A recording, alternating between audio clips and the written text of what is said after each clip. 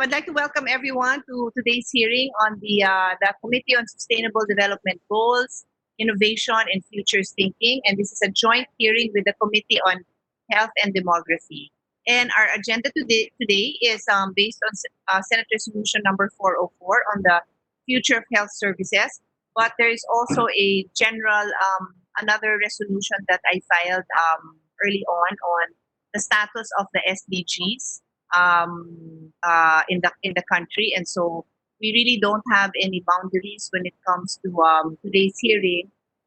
Solely that we will be focusing on health, and what I'd like to emphasize is that um, I feel that the timing, the pandemic that we are experiencing has opened a lot of people's eyes. Probably not the experts because these are things that they have been conscious of, but a lot of laymen and policymakers have become conscious of the need to reassess how much attention and resources we are devoting to healthcare. So, on my end, having been the former chairperson of the Senate Committee on Health for many years, quite a few years back, the frustration that I share with a lot of health experts and health advocates is that the health sector does not did and still does not get the support that we have always felt is needed. But because of this pandemic, a lot of decision makers, all the way down to the local government units and all the way to the national decision makers, have realized that health is really health is life. And so, without dedicating enough resources, we will be caught flat footed um, in the future. So, just as a guideline for all our resource persons and those who are listening in today but may be called to speak, will be called to speak in the succeeding hearings because we won't be able to finish. I do anticipate that this session on the future of health will take a couple of hearings. Really, it is not my objective to assess our current situation today, how we're dealing with COVID. That is the jurisdiction of the Committee on Health. This is really looking into the future.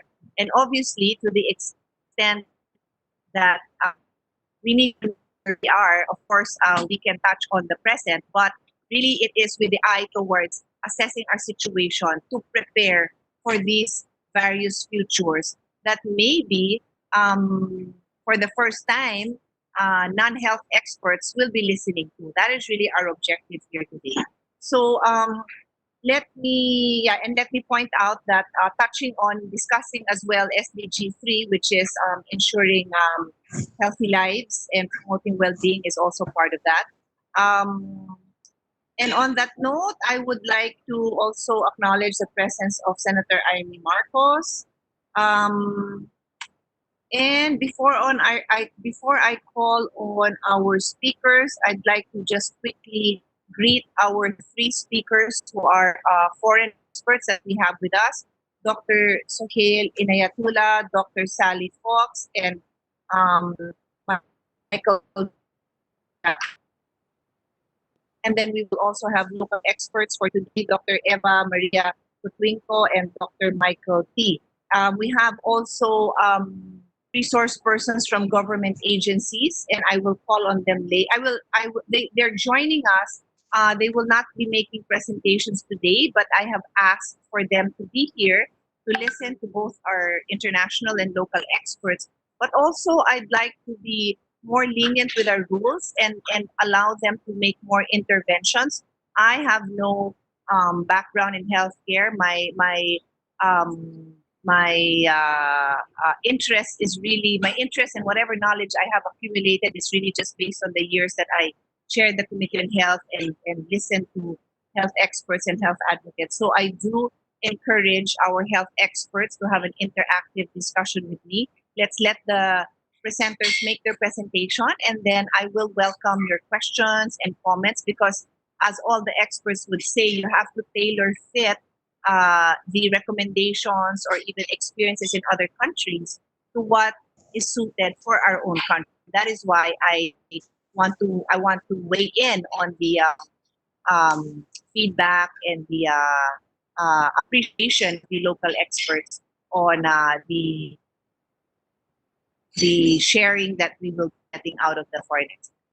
So on that note, let me proceed now and call on our first speaker, Dr. Suhail Inayatullah. He has been so graceful to attend quite a number of my hearings, and I'm really thankful for that. Every topic has been different, and I will not tire of hearing you share your expertise on these subject matters. So, but specifically today, discussion is on health, and Dr. Inayatullah has authored and co-edited some of the following works: Healthcare Foresight, Identifying Mega Trends in collaboration with Deloitte Southeast Asia, Asia 2038, 10 Disruptions That Change Everything, and What Works, Case Studies in the Practice of Foresight. So on that note, let me give the floor to Dr. Suhail Inayatullah. Welcome and thank you. Thanks so much, Your Excellency, Senator Pia Cayetano. Just checking the sound here. It's okay? Now I can't hear you. Just want to make sure you can hear me. Yes? No? Loud and clear, Mr. Suhail. Okay, fantastic. Can you? Okay. Okay. Okay, good. So I want to talk a bit about futures thinking as it relates to health futures. And I'll make 7 simple points and I'll go for 15 minutes. So the first point is, in futures thinking, we want to anticipate the future. So one project I started, I was part of 10 years ago. They asked 3 groups to say, this is a corporate project. Should we still sell cola in 2035? So it's the second largest cola company in the world. I won't tell you who it is, but you can figure it out. And our response was, you should get out of cola. That cola will be seen as the way tobacco is by 2035. So when they got this message, and I think the other firms also said the same thing, they said, well, how can you make that case? They said, we're anticipating the future, and the early warning signals are very clear. Meaning people want to move towards wellness, well-being. They want to drink things that are healthy for them. So we've seen this with COVID-19 as well. Wet markets, reduce encroachment to wildlife areas, etc. So this was the first thing. If you want to be a player in the future, change your product today. As it turns out, that company took heed, and now 50% of their revenues are from healthier products. The CEO, she said, basically, we can't ignore markets, but we can shape the markets for the better. So this is the first thing, working with large corporates to look at their products and say, do you think this product will still be here in 20 years? So that cola company decided, no, it won't be. We have a 20-year transition to a different future. So what's the metaphor there? The metaphor there for national governments is, do you wish to have an ambulance at the bottom of the hill or a fence at the top? So our recommendation, of course, put the fence at the top of the hill instead of waiting people to fall, where it's far more costly. Another one of the largest health insurers on the planet, they asked us for strategic advice. I said, well, what do you do now? I said, right now we sell insurance. Our insurance is generic. We had generic evidence of how long people live, what causes death, what causes illness. This was 10 years ago as well. As we looked at the emerging data, we said more and more you're moved towards precision, personalized medicine. So they said, aha, we need to change our core national global strategy. So they moved from selling insurance to health navigation. Now, of course, the CEO and the board were taking advice from many groups. We weren't the only one. Many, many different groups, data were being given to them, change your strategy. So over the last 10 years, they've moved from generic health information to personalized health information. And of course, now they've collected data on health. Their big product, of course, is health data. So again, takeaway, focus on not just what citizens can do, but what the large corporations can do. They can play a huge role. Now, the second issue is, well, okay, first, we're anticipating the future. How do we make the transition? The transition for all of us going from unhealthy to healthy takes time. In the case of this large corporation, they said, this is great, but what should we do? And many organizations ask us that. So scenario one is no change. You stay in the traditional product, traditional beverage, insurance product, and hope the world does not change. Our conclusion from futures is the world does change. So what's scenario two? Scenario two is marginal change. You move from the traditional to the new beverage. You start to produce the new beverage, you buy up health companies, you move in a different direction. Now, scenario three is far more interesting. That's adaptive health. You really start to become a serious player in global health. Not just buying up products, but helping individuals become the healthy you. You play a proactive role. You move towards personalized medicine, health on an app, early diagnosis. So the adaptive world, you really start to shift as the world changes. But most boards and CEOs says, great, we want to do that. But what's the radical scenario? And the radical one is, well, maybe you get out of drinks, get out of beverage. So now there's a move to seeing food as software. That's a critical part of food. So this example is, one is anticipate the future.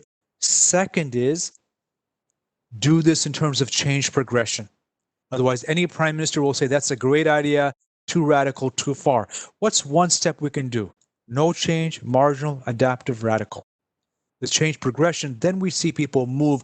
Otherwise, it's too difficult. Now, once you figure out, here's how the world is changing, here's the things I can do as the world changes, how do I make my vision more plausible? No one wants to invest, commit to a future that seems impossible to create. Most people don't like to be too far ahead of the crowd. It's lonely. I've lived in Asia most of my life, and Asian culture very much, if you're the one who, if you know the saying, the nail that sticks out gets hammered. So we understand that. So then there has to be ways to do this together. So in one workshop, I was asked to work with 50 CEOs developing health futures. And the first day was stunning. We came up with what's called the new 5P model. They came up with it. The 5Ps are prevention, invest in the future, personalized, don't go generic. Every person has a different genome, biome, work on that. Precision medicine, meaning it's really going down to the cellular level. Focus on what's truly needed. Third, partnership. No one can do this alone. Government, NGO, the individual with corporates. No one has money to do it alone. So one project on mental health we were working on, I would say, we want to anticipate suicide, mental illness. Who can we get to work with us? I said, okay, well, we need Google for real-time data so people can figure out when the depression is going to come in, when the suicide is going to happen. So Alibaba is working with various cities in the world to develop those technologies. That's partnership. Finally, it's participatory. We know from the research, if when you have an illness, if you have a friendship community, your chances of getting healthier are much higher. We know from the Swedish studies, breast cancer survivors, those who had friendship groups did much better than those who were alone. So we came up with this beautiful 5P model of the future of health. Then we got a call from the minister. He says, this is great. In your model, hospitals disappear. How do I get reelected? When I was working in Ottawa, that was the same question. The ministry said, this is amazing, but the minister gets reelected on building hospitals. Their point was, you're going too far in the future. You need to link this 5P is great, but how do I get reelected? How do I get funding for this? So then we did action learning. The 50 CEOs stood in front of the room. Each one said, here's a project I can actually do. From all those, 7 projects became real. As we left the room, the director got funding for all 7 projects. The vision stays 2030, but what's a little step? Prototyping. What would a home hospital look like? In Bangladesh, what would apps that go to the local women villagers to help them get early diagnosis so they don't go to Dhaka, so you don't flood hospitals? So this is part of the issue. You start somewhere, you start on projects that are real, and you start to grow them. So this became very exciting. People left the 2-day workshop with actual funding and actual projects. So we make the vision real through action learning. not to the official strategy, because that just goes in the books, but actual projects where people have energy for, which they wish to create. So this is the fourth point. Fourth point is 3 horizons. Horizon 1 is the long-term vision. Let's create it. That's Horizon 3, I mean. Horizon 1 is the day-to-day politics and urgency. And the middle space is where futures thinking is best. That's follow the energy and create based on action learning what's doable. With the Kohler project, Horizon 3, largest wellness company in the world by 2037. Horizon 1, well, our product comes from something that's unhealthy. Horizon 2, we make the transition. So this 3 horizons is really important in terms of getting futures from a fantastic idea to something that's action learning that becomes day to day. Now, to do that well, you have to go deeper. This isn't the day to go into causal alert analysis, CLA, but we find out, well, why don't organizations, institutions actually make the step? We came up with a vision. We developed scenarios. So what's preventing them? What's preventing them is often metaphor. I was working with a large project, and we were looking at prevention and health. This is in Australia. And when I talked to the clinicians, they said, great idea. But you know, when people come to me and they need knee surgery, so this is a real example, and they come to me and they need knee surgery. And she said, as a doctor, I say, well, you actually need to lose 30 kilos. And you know what the patient responds? They said, but the Prime Minister said everything will be okay. So they're used to someone else telling them everything's going to be okay. And the doctor has to say, no, now you're dealing with the consequences of mistakes you made 30 years ago. This is personalized preventive medicine. So there's always a metaphor. When we look at medical mistakes, and this is not a critique of the system, but we know in the US, 100 to 170,000 people die a year from medical error. Why is that? We know there's lack of hand washing, lack of smart cards in hospitals. We know that often the metaphor is doctor's always right. So now people are trying to switch to patient knows best or listen to my body. So they're looking for new stories. The story I like best is medicine is that which cures. So you have to find with every group, what's the metaphor that allows to go from idea to future as reality. So this comes to the design issue. The design issue is you're actually helping organizations, countries, institutions, individuals design their health future. So you're going from here's the given future, the patient, the premier said, I need to do nothing, everything's going to be taken care of me, to no, you have to design your 100-year health strategy. It's a personal commitment. Government, corporate, NGOs can help, but it's still the patient at the center. So what's an example of that? We ran a project for indigenous health futures. And they said, okay, help us think of the future. So the government wanted us to give them quantitative data on number of nurses needed by 2030, a workforce example. As we did this, the real issue became not workforce, the issue became what's a safe hospital? Our indigenous colleagues said, please help us design culturally safe hospitals. I said, what does that look like? They said, indigenous culture, we don't follow hospital hours, show up between 5 and 5:30. When one of our aunties is sick, we come in a crowd of 20 people. So the issue is, how do you redesign the hospital? I work with hospital engineers. I ask them a question. If you want your hospitals to link to SDGs, what would a hospital look like that's based on health? A green hospital, a safe hospital. And they said, we've never thought about that. We just build hospitals.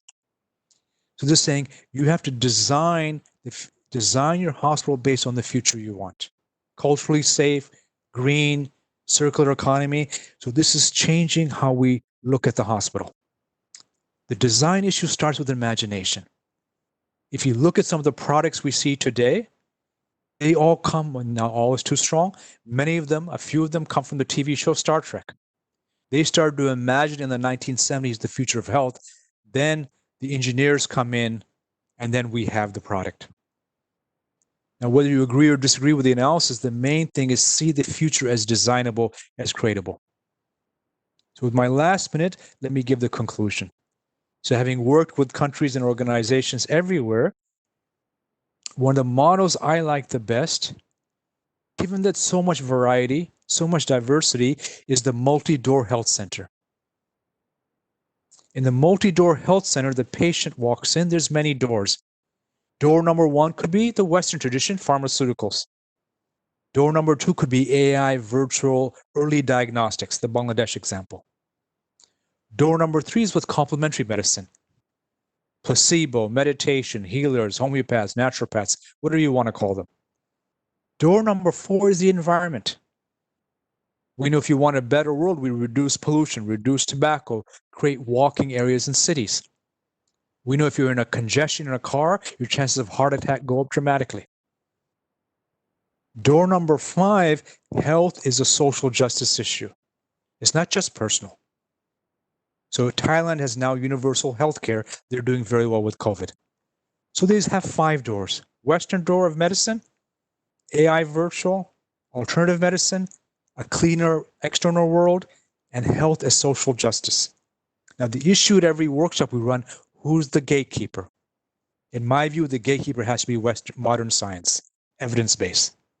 So they walk in, they say, here's the evidence on every type, otherwise we get bad health. The evidence suggests avoid pollution. It's not just a nice idea, we know from the scientific evidence. So concluding this part, we had a meeting in Geneva on these issues, and the thing that stuck out for me was health is now a broken safety net. What do we want it to be? We want health to be a trampoline. It's safe, it protects you, and it allows you to jump, reach your goals, which includes national productivity.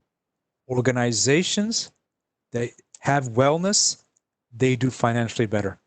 One CEO, he said he knew all this, so he put a gym, a massage center, a health wellness center in his building, and no one went. He said, oh my God, what did I do? Then he realized he was in the broken safety model. So he said everyone's allowed to use the wellness center during office hours. It's not an extra. It's part of who we are. Productivity jumped up. So that's my conclusion. Use the future to design different health systems today through bringing in all the multiple sectors and multiple perspectives. Thanks so much. Thank you very much, Dr. Sohail. I just have a few quick Sure. comments and questions. Just for my note taking, what was door number 2 again? Was it Okay, virtual? so yeah, that's the early finding a way to get information through apps. So this is when we were in Bangladesh, the Ministry of Health said work with the Ministry of IT, Information Technologies.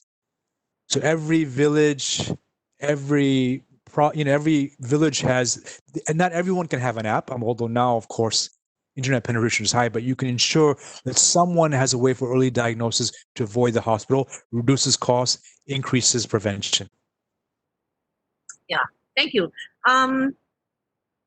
Based on what you said, I want to share an interesting story. My daughter, who is somewhere here, I cultivate a healthy lifestyle. So an hour and a half, 2 hours ago, my son was playing football while I was doing an online workout, and then my 2 daughters came out and they were doing an online cycling class. And it's something I share because it goes into the holistic approach to healthcare. That is preventive medicine, which is, on my part, not all talk, but it's something we live by. So anyway, but my older daughter, finished her degree in architecture last year, and her thesis was very interesting. Before she decided on her majors, she was choosing between architecture and psychology, and she couldn't decide until the last minute. She said, "Okay, architecture." But as it turned out, she couldn't leave, I guess, her passion for psychology. So her thesis ended up being a wellness center that it's hypothetical. It doesn't exist in the Philippines. So she had to do research. It was actually quite hard for her to find there. I think she found a model I'm not sure if it was Scotland, and really that's it. I don't even think she saw anything in the US quite like what she envisioned. It's a wellness center in England. Oh, there she's there, in Scotland. So it's a wellness center, but animal assisted. So her other third choice of career path would have been veterinary. So she put that all in there, and this is something that we hope will be a reality in the Philippines one day.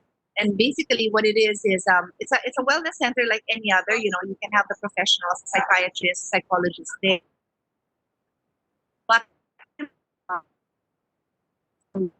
to courses that would assist, which are scientifically proven to assist people in their, and then so the compared to the animals, maybe a little bit more mainstream, but still alternative. There's the meditation and the yoga. So I mentioned that because that's basically what you said. So it's That's keeping in amazing. mind, That's amazing she did that. Yeah. yeah, it's keeping in mind Western so that the doctors are still there, those who train, Yes. but then Yes. really looking at all the other resources. And by the way, this was the one of the things that could not be hypothetical was the actual location. So it was actually it's an architectural course, so she actually had to design it based on the actual topography in a certain area. And the area she chose is for our Filipinos, Filipino audience, it's the New Clark City, which is what we were touting to be our future city. Everything that has to do with the SDGs and sustainable city is going to be there. So even the location was well thought of, and I wanted to share that because with a lot of young people, um, I was going to interject at some point, Dr. Suhail, that why do decision makers, whether they're in the private sector or policymakers like us, have have more barriers into looking at the future. And you said it very well. I mean, a lot of them, whether it's a CEO or a legislator, will be like, well, I'm going to be judged now. Like for a CEO, at the end of the day, what was my bottom line? Did I make this company a profit? And then for the legislator is my constituents will literally look for that physical infrastructure. They're not going to look for like, all these programs. It's going to take time. In. So I do truly appreciate what you were saying about, and the last session we were in together, she said you meet people so very well, but obviously he can't do his job well if he's not elected. Yes. So we need to address that need for that person to continue uh, addressing the immediate needs, but still being able to look into. And the point I wanted to make, and this is where I can get your quick reaction. I think you were. I mean, you've been in almost all my hearings, so I'm almost certain you were in this same hearing on the future of education, and Yeah. and the back, right? It broke up for a second. Sorry. So I was saying that looking to the future honestly as because we are decision makers because of the lack of training are you thinking that way, like they immediately look into the immediate, like maybe when you're young you're simply asked, well, what do you want to be, and your parents are kind of thinking, well, what's a stable job for this person. In the Philippines, a decade ago when I chaired the Committee on Health, nursing was the thing. So Yeah. so all the schools started having a nursing course, and all the parents just wanted their kids to be nurses. So it's that limited point of view, and for sure this was based on the fact that there was a demand for nurses all over the world, but nobody explained to the parents that demand is cyclical. Yeah. So by the time your 12-year-old goes to college and finishes, the chances are a lot of these countries have locked down and turned inward and don't want to hire. So anyway, so maybe like a bit of reaction on your part, Dr. Suhail, on short of attending that workshop, what can we do for the long term, to get people thinking this way? I mean, is just what you're doing in terms of nations. You definitely want a long-term national vision. Okay. Well, And the thing is, we have that. I mean, just to tell you where we are. My committee, SDG, Innovation, and Futures Thinking, the first thing we did was we looked at what the government has, and they presented it to us, and it's Ambition 2030 or 2040, Yes. because it's not exactly the same year as SDG. The SDG ends in 2030 and ours is Ambition 2040, which is 20 years from now. So we do have that, but I don't know how it resonates. Like, I'm not aware that citizens know this. To be honest, I don't even think I would know it if I wasn't chair of the committee. So then let me not be so grand. So I know in some cities we worked with, the vision develops through stakeholders, citizens. So in one city, we ran over 100 workshops, not myself, one of my colleagues. And the idea was the vision came bottom up through all the citizens. Then we collected data to clarify. And then you had the experts. So very much political leaders with citizens, with experts, and now you're creating the vision. So that's one thing that works because they have to lead it, right? Now, the second thing, that's the gentle way. The second thing is harsher. I'm working with one country and then they want to do this 2040 work.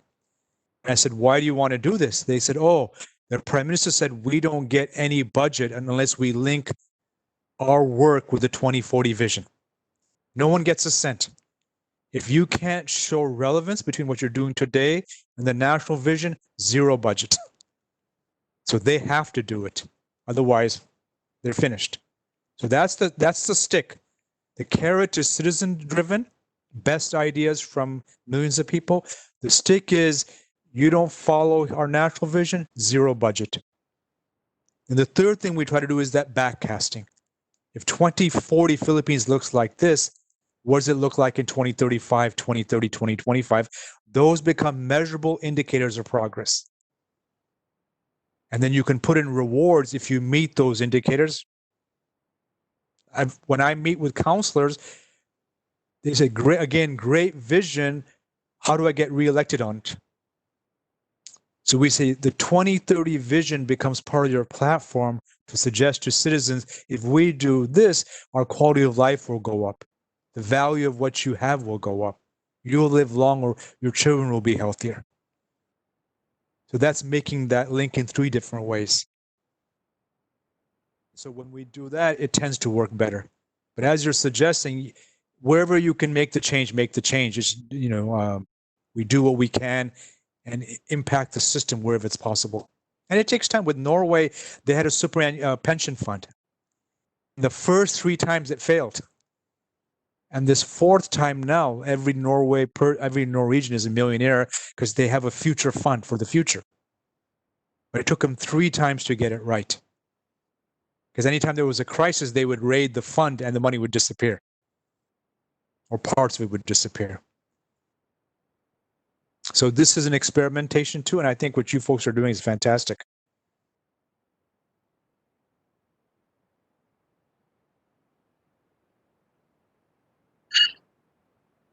Okay. Thank you, Dr. Sohail. Yeah, I really like those two. And it gives me that option. But like you said, I would do it both ways. I like that and the thing is, we have very structured local government units. So yes. and my brother is the mayor of the city of Taguig, and I think I mentioned that I gave my first talk on futures thinking, and I'm actually giving one, and of which we're inviting you to the speaker, who is my other brother, and of the house. So we want to do that because through the series of hearings we've had some interest on their part, and sometimes I ram it down to consciousness that this is something. But I really like what you said about the budget being. I mean, our Department of Budget is now doing that, not quite connecting it to the vision of 2040, but requiring different agencies, like I know our Commission on Higher Education, they're required to look at the performance of the state colleges and universities before they're allowed to avail of certain perks or whatever. So just making people accountable for these things. So that's just a very basic but well taken point that you mentioned. Thank you, Dr. Sohail. And if you can stick around, we're, as long as you can, we're always happy, because I'm inviting anyone who has comments to just feel comfortable to raise their hand and let me or my staff know that we can entertain some questions. Sure. Thank you. Yeah, happy Thank to. you. All right, so let me call on Dr. Sally Fox. And Dr. Sally is a senior lecturer in public health in La Trobe University in Australia. She's done her doctorate on field science or field studies and it's used in public health policy. And she's a technical advisor for the World Health Organization.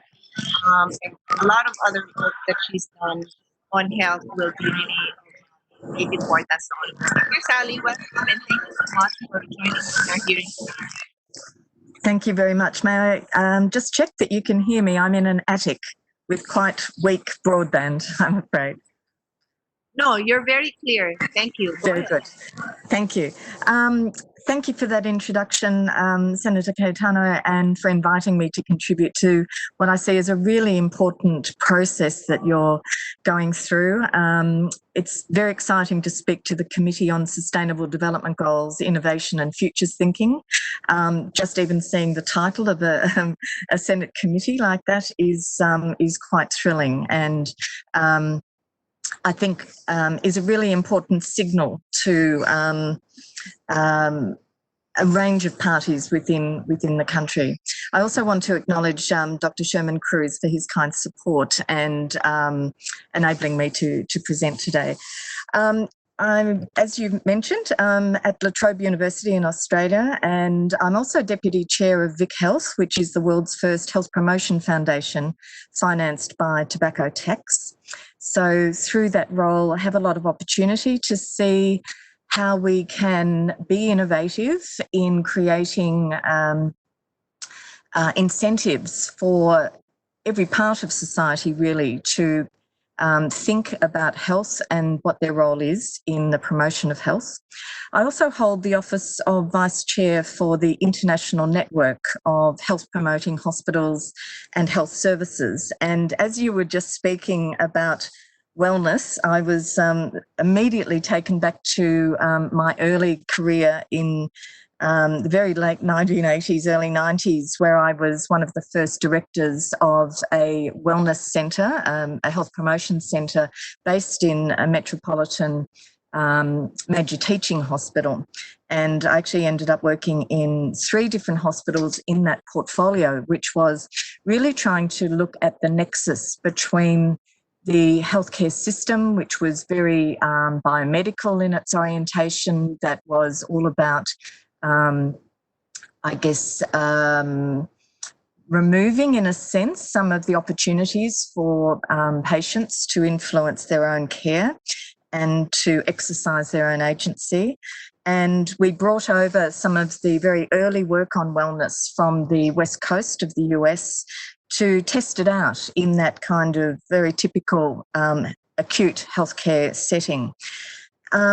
Of course, over time, what we found was that that model was quite difficult to sustain. The drivers of the systems that we do have are very powerful, and to create room and opportunity to be thinking differently, to be doing things differently is very exciting, but also brings us face to face with the kind of drivers of the systems in which we work.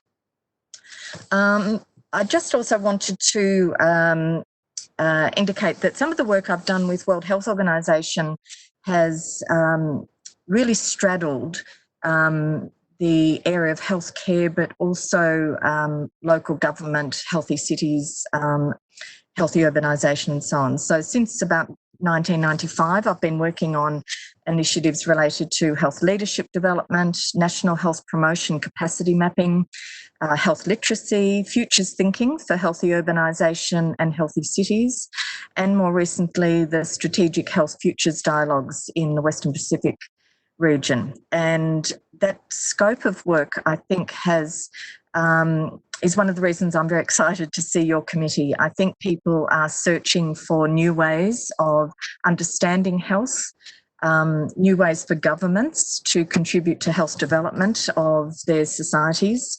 The how question, of course, is one of the more challenging. when we reflect on some of these really strong drivers of a very biomedically oriented system.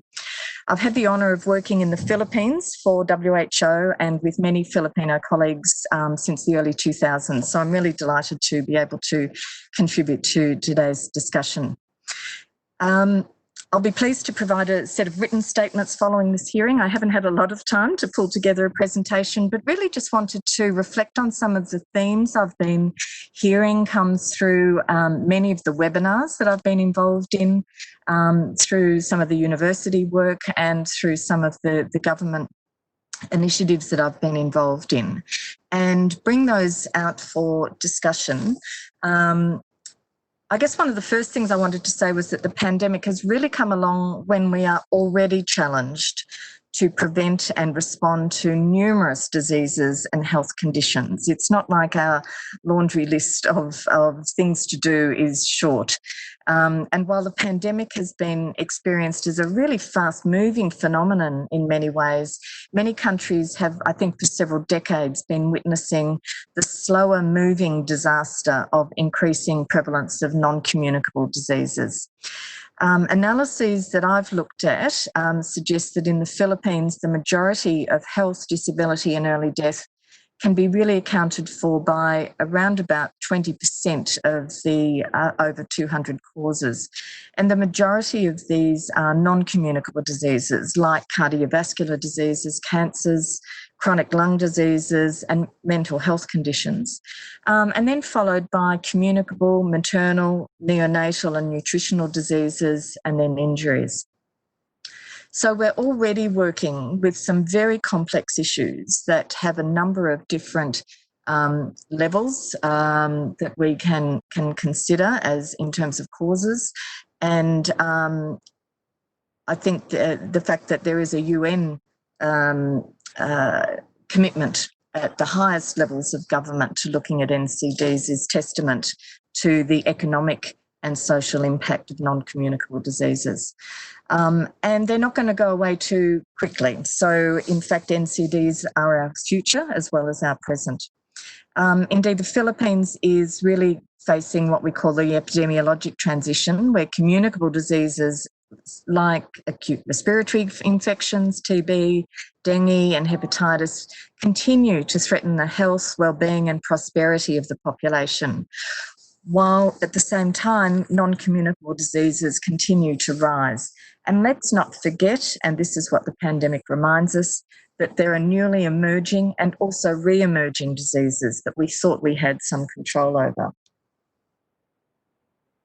I guess where the health system comes into play is that it responds to the needs of individuals. But of course, it's not the behaviour of individuals that should be either the focus of explanations of patterns of diseases or their solutions. And we now know after, 20 to 30 years of quite rigorous research that the evidence is clear that social, cultural, economic, environmental, technological and commercial determinants of health profoundly shape how people live, where they live and for how long. And more recently in the literature, we're having some debates around the moral determinants of health.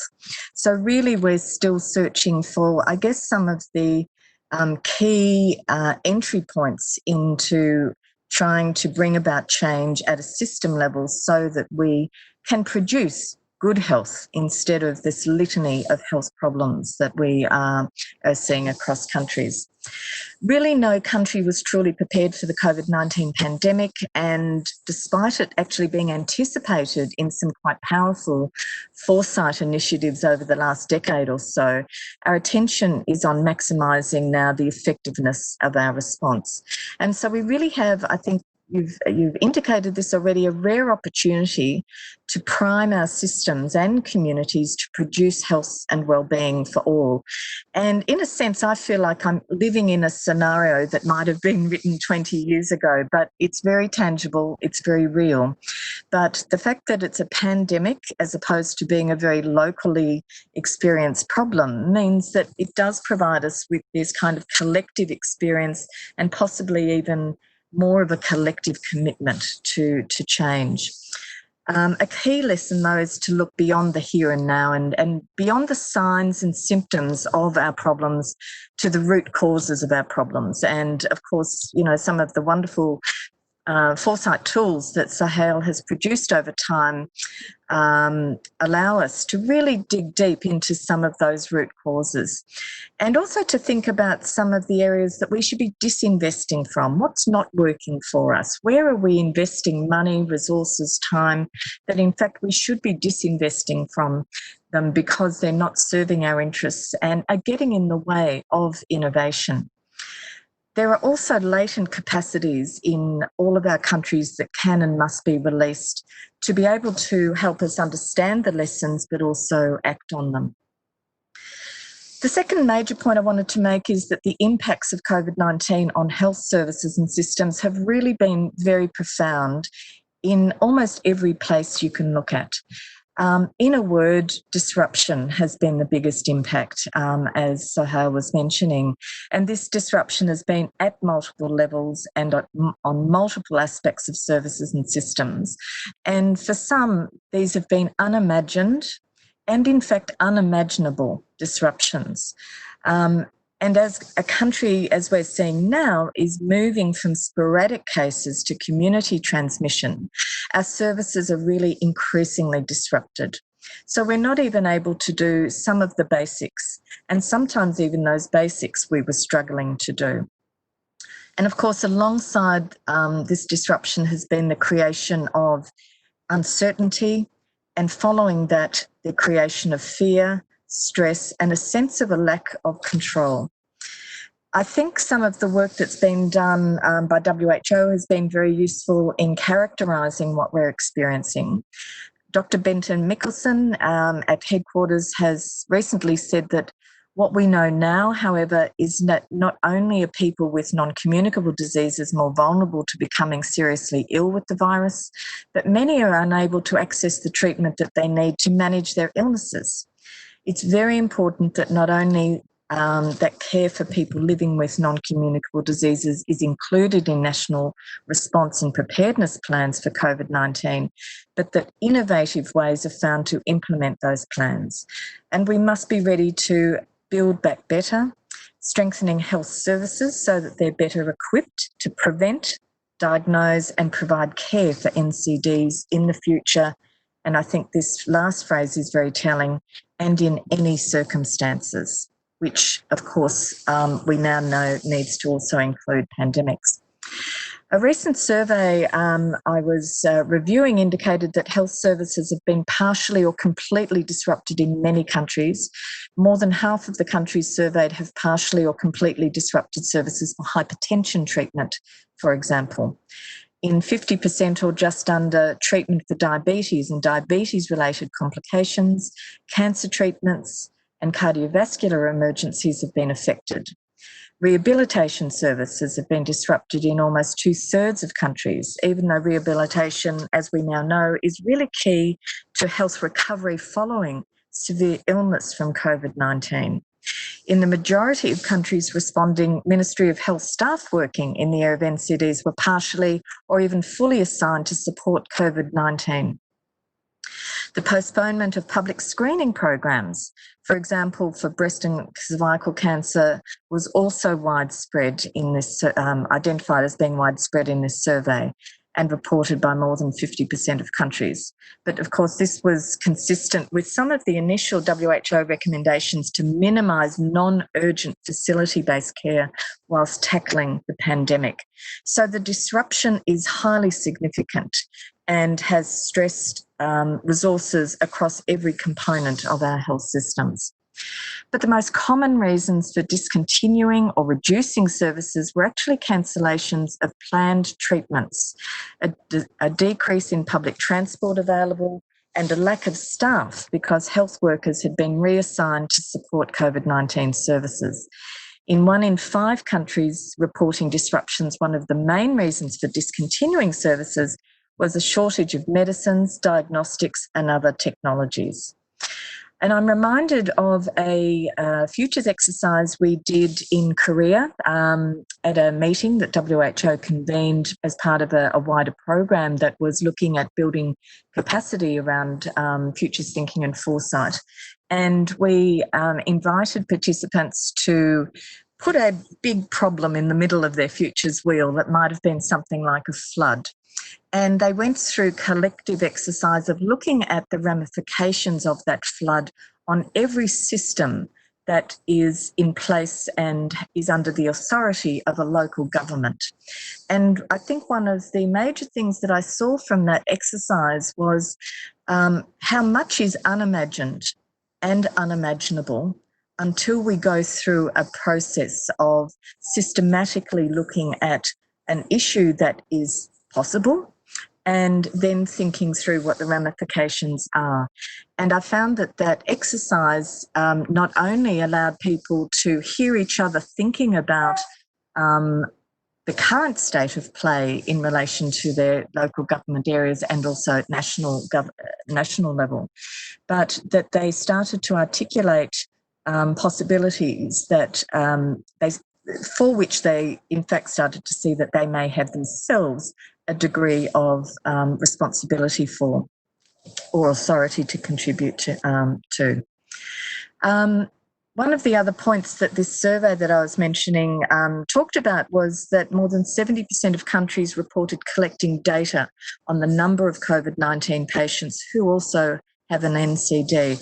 And I think that reminds us that these any kind of process, any kind of event that does have these multiple impacts, these numerous impacts at multiple levels, data can be our friend to supporting our future decision making about where resources need to go and how to actually bring in some agility into the system so that we're actually responding to unmet needs as well as new needs. The third major point I wanted to make is that we have much to learn from past and current epidemics, pandemics, and other health emergencies that really are some of the ingredients for our thinking about how to position us well to shape our futures.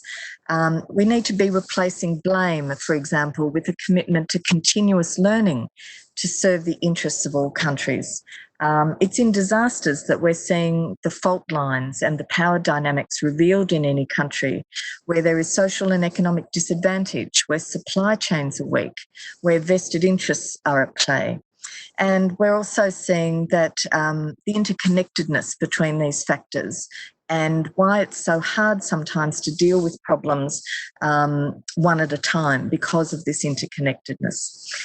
There is a social contract with government which is being reimagined in many places, and some of our past and current problems are really inviting us into thinking about what is our contract, what is the social contract with government, both at local level but also at national level, and how might that be rewritten to serve the interests of future populations and communities.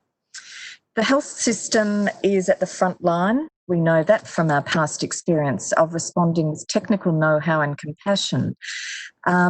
What we do need to be remembering, of course, is that back in 1978, the Alma-Ata Declaration encouraged us to really invest in primary healthcare. And yet here we are today with an organised effort centred around primary healthcare still struggling to be sustained. Of course, we talk about health systems and healthcare services. Of course, that's the supply side. If we turn to the demand side, communities are at the front line, responding with their own technical know-how. We've seen that through many different situations. I've been in Manila when there's been floods. I think I was there when there was a typhoon. We know how important the community response is. And tapping into the deep knowledge of the distribution of capabilities and resources in families and community groups who know how to get things working on the ground. There is a wisdom, there's a lived experience that is gold, and we need to be making sure that in events like a pandemic, we're finding ways to really harness that and apply it so that we are not just relying, again, on government. So what's next? I think the present day health status of any population really tells us about the past, what was seen as priorities by government, what was seen as priorities by business, what was seen priorities by citizens. The past also tells us about what characterised the wider context for investment and trade, what the state of the natural environment is, which policy windows were open at any particular time, what capabilities were held by communities and what their sense of agency was, what they were allowed to do, what they could do, what evidence we had and what evidence we actually needed. But as Sohail has emphasised and so beautifully emphasises whenever I hear him speak, tomorrow can be what we make it. So in imagining what a strong defence to the next epidemic, the next pandemic looks like for the Philippine health system and Philippine people, I think we're actually imagining what good governance and what healthy, productive communities and healthy environments actually look like. I see several sources for this vision in the Philippines. The first is the Sustainable Development Goals themselves, which represents a multifaceted, powerful vision, and the Philippines, of course, is already a signatory and a strong actor in relation to the SDGs. A second source for this vision is the long-term aspiration articulated in Ambición Natin 2040, that Filipinos aspire for work-life balance, a comfortable, secure and peaceful life. And the third source for this vision is one of the goals in the SDGs, which is that cities and human settlements are inclusive, safe, resilient and sustainable.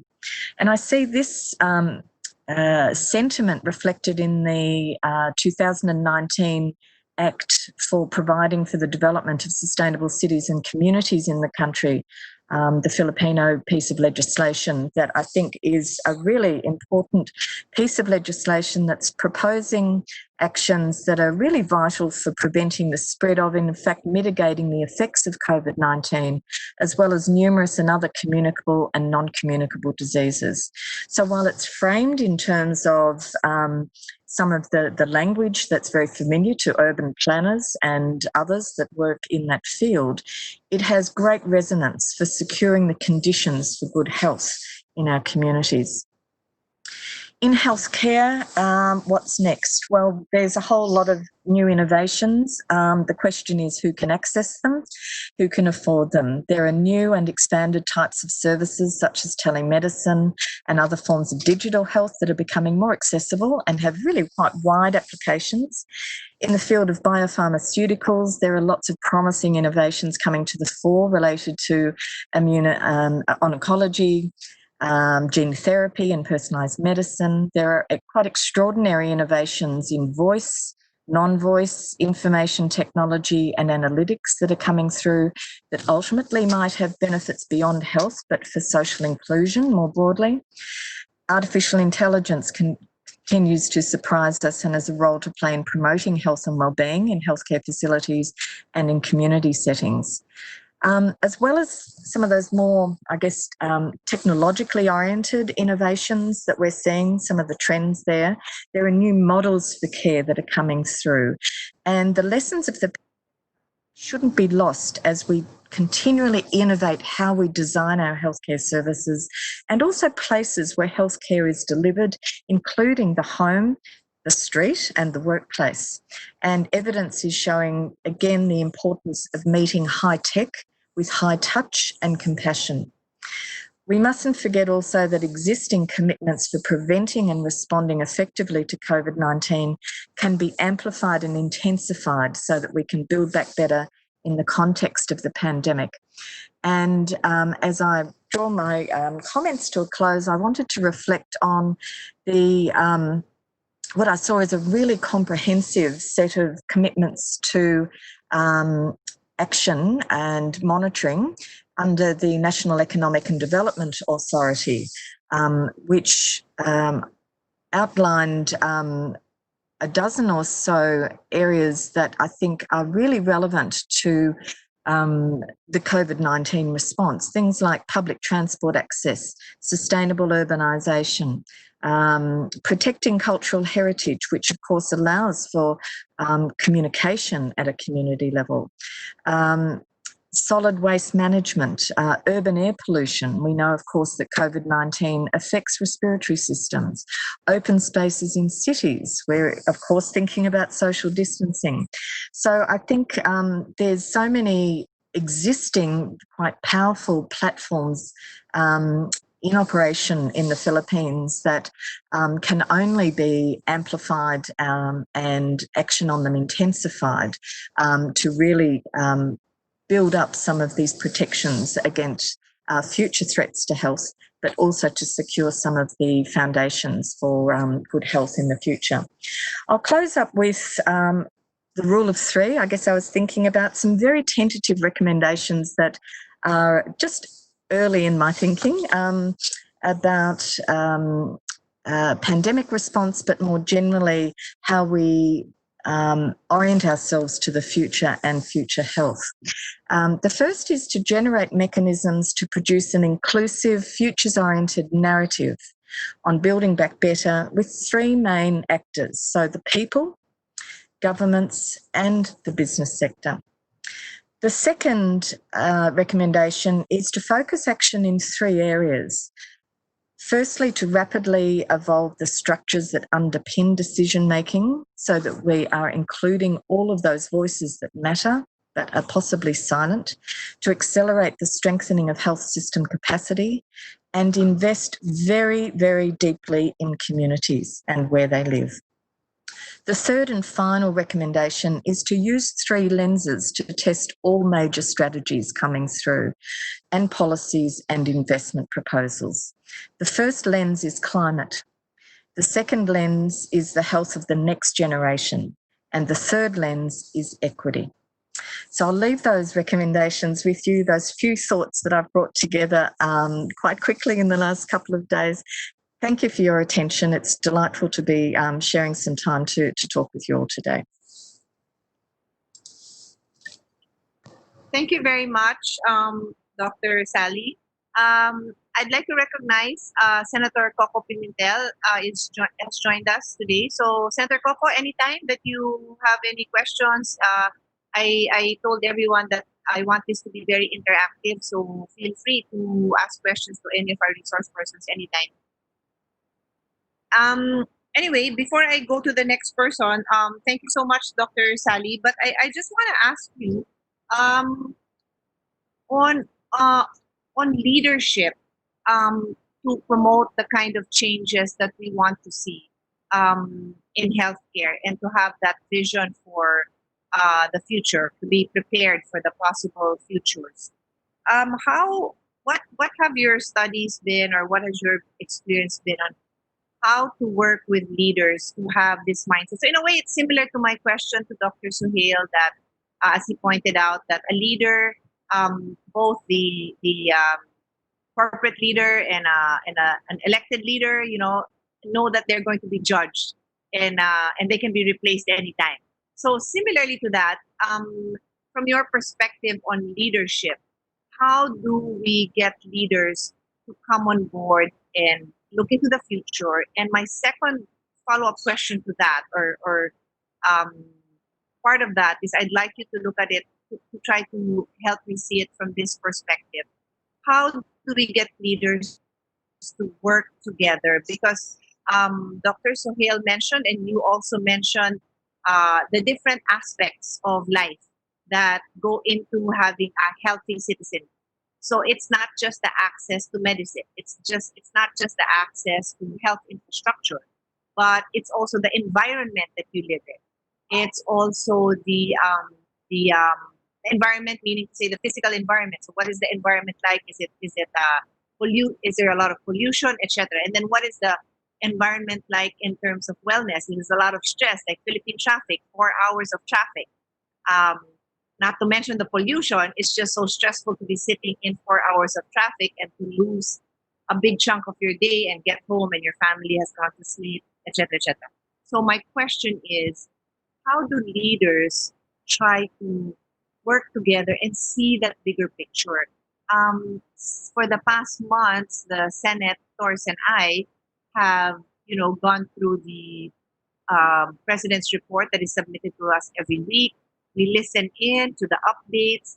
And my takeaway is always the precise reason why I push for the formation of this committee is that there's so much that overlaps, and yet each agency somehow tends to focus on their own. So when we talk about health, I feel like our country, but I'm not judging because I'm sure it happens in other countries as well, are not talking about the environment, about the effect of pollution on health. They're not talking about the effect on how we educate our children such that they're not conscious of what they need to do day to day so that when they grow up, they have healthy lifestyles. When we try to discuss, this is years ago, it's a current discussion now, but we tried this discussion years ago on attacks on sweetened beverages and sugar. And I was a very new senator at that time, and I was told that you can't do such a thing. People will hate you because people love their sugar. They need their sugar in their coffee, and their kids need their sugary drinks with nothing else in it except sugar. So you can't touch that topic. And because I'm a health advocate, I still discuss that topic. But that's my point. There's all these other issues and agencies that should be weighing in on health, but leaders somehow, I don't know, don't have time or stay within their jurisdiction. What's your experience on that, Dr. Sally? Thank you. I'm hear everything you're saying. I think that we have a common problem, a common challenge really across many countries, which is the siloing of issues. When in fact, we know that there is deep interconnection between issues. Some of the work we did with the WHO ProLead program, which was a leadership development program initiated around 2004 by Dr. Susan Mercado, who was working for WHO at that time. That initiative aimed to see leadership as something not just about leaders, people in nominated roles who carry a particular portfolio. We recognise that leadership can emerge from anywhere within a system, and that we can detect, we can nurture that leadership, and in that way build engagement around action and surfacing challenges that might not happen if we're just reliant on people with nominated leadership roles. Who might be head of a department or a parliamentarian or whatever. So I think that would be one of the first things I'd do, is distinguish between leaders and leadership, and also see, some of the lessons at the local government level, and that leadership can often, we see, come through from people who are trusted in their communities, who then go on to working with local mayors, for example, because they represent voices, they're trusted, but they don't hold a particular role as a leader, but they have a major contribution to make to articulating views, to surfacing issues, and to designing action. So that would be one of the first things, is that between leaders and leadership. The other question, I think, is what are the structures that we have for those kinds of conversations across portfolio areas? So there's been a major piece of work for the last decade or more on health in all policies that you may be familiar with, where we try to look at actually how government is structured and where conversations happen about issues which may be tagged as health issues, but actually have profound ramifications for other portfolios. Air pollution, for example, and I think that was the example that you gave. Of course, down the track is a health issue, but the sources of the solutions are not just coming from the health sector. So drawing on some of the how that we have with regard to changes in governance structures, I think is also part of the picture, so that we get different people talking to each other, that people have, leaders have actually opportunity to co-learn about problems and to co-design solutions, especially where an issue might fall between different portfolio areas. The third thing I would say is that being a leader is a role that can be subject to professional development. In Australia, a number of years ago, around 2011, a project called Australian Futures Project developed, was setting itself the task to, if you like, fix Australia's decision-making system. The basic thesis was, why do we continue to have some of the same major problems on our agenda? Why can't we solve some of the issues around Indigenous disadvantage, around some of the problems that come from the way we do urbanisation? Why are some of these problems staying on our to-do list as a nation?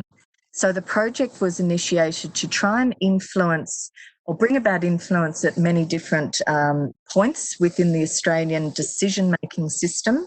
And it's working across government, media, academic sector, community sector and business, and bringing those sectors together in new and novel ways to interrogate some of these pervasive problems and to try and generate quite innovative solutions. One of the projects that they developed, and I'll finish at this point, is that they have developed a professional development program for parliamentarians. And that is to drag these parliamentarians back into the classroom, in a sense, with all the experience they have of being responsible for making decisions, but often feeling that they lack some of the capacity or authority or know-how to understand problems, but also generate solutions to them. So it's quite an innovative program that puts parliamentarians in the situation of learning their craft and thinking about issues like moral leadership, as well as practical things like, how do I manage my day so I'm as effective and as productive as possible? It's got quite a broad brief. So I guess I've touched on a few things there. One is to think about leadership in a particular way. Another is to think about the structures that are in place that give rhythm to our decision-making processes. And the third is to think about professional development for people in leadership roles, so that they that are not just in their particular portfolio area. And we know ministers can sometimes get moved from health to transport to something else, but there are a set of skills that need to be honed, and that the society will ultimately benefit from that investment of time. I don't know if that answers your questions, but there's some of the three things that came to the top of my head. Thank you very much for that, Dr. Sally. So let me now call on our next resource person, Mr. Michael Jackson, who is the founding member and chair of Shaping Tomorrow.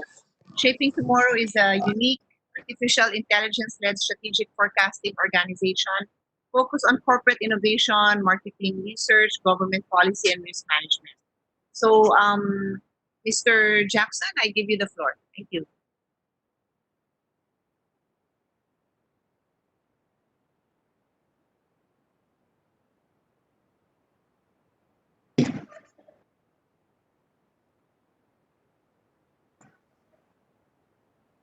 I don't think you've given me the...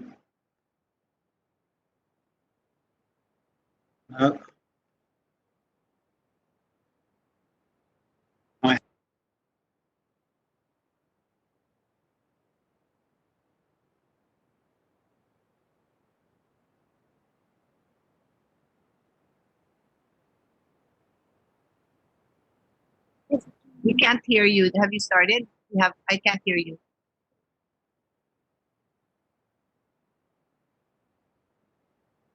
Can you hear me now? Yes, I can hear you now. Okay, good. I'm now going to try and find my presentation.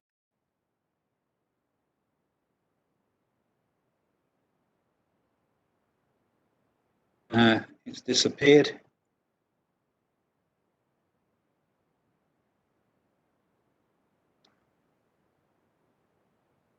Can you see my screen?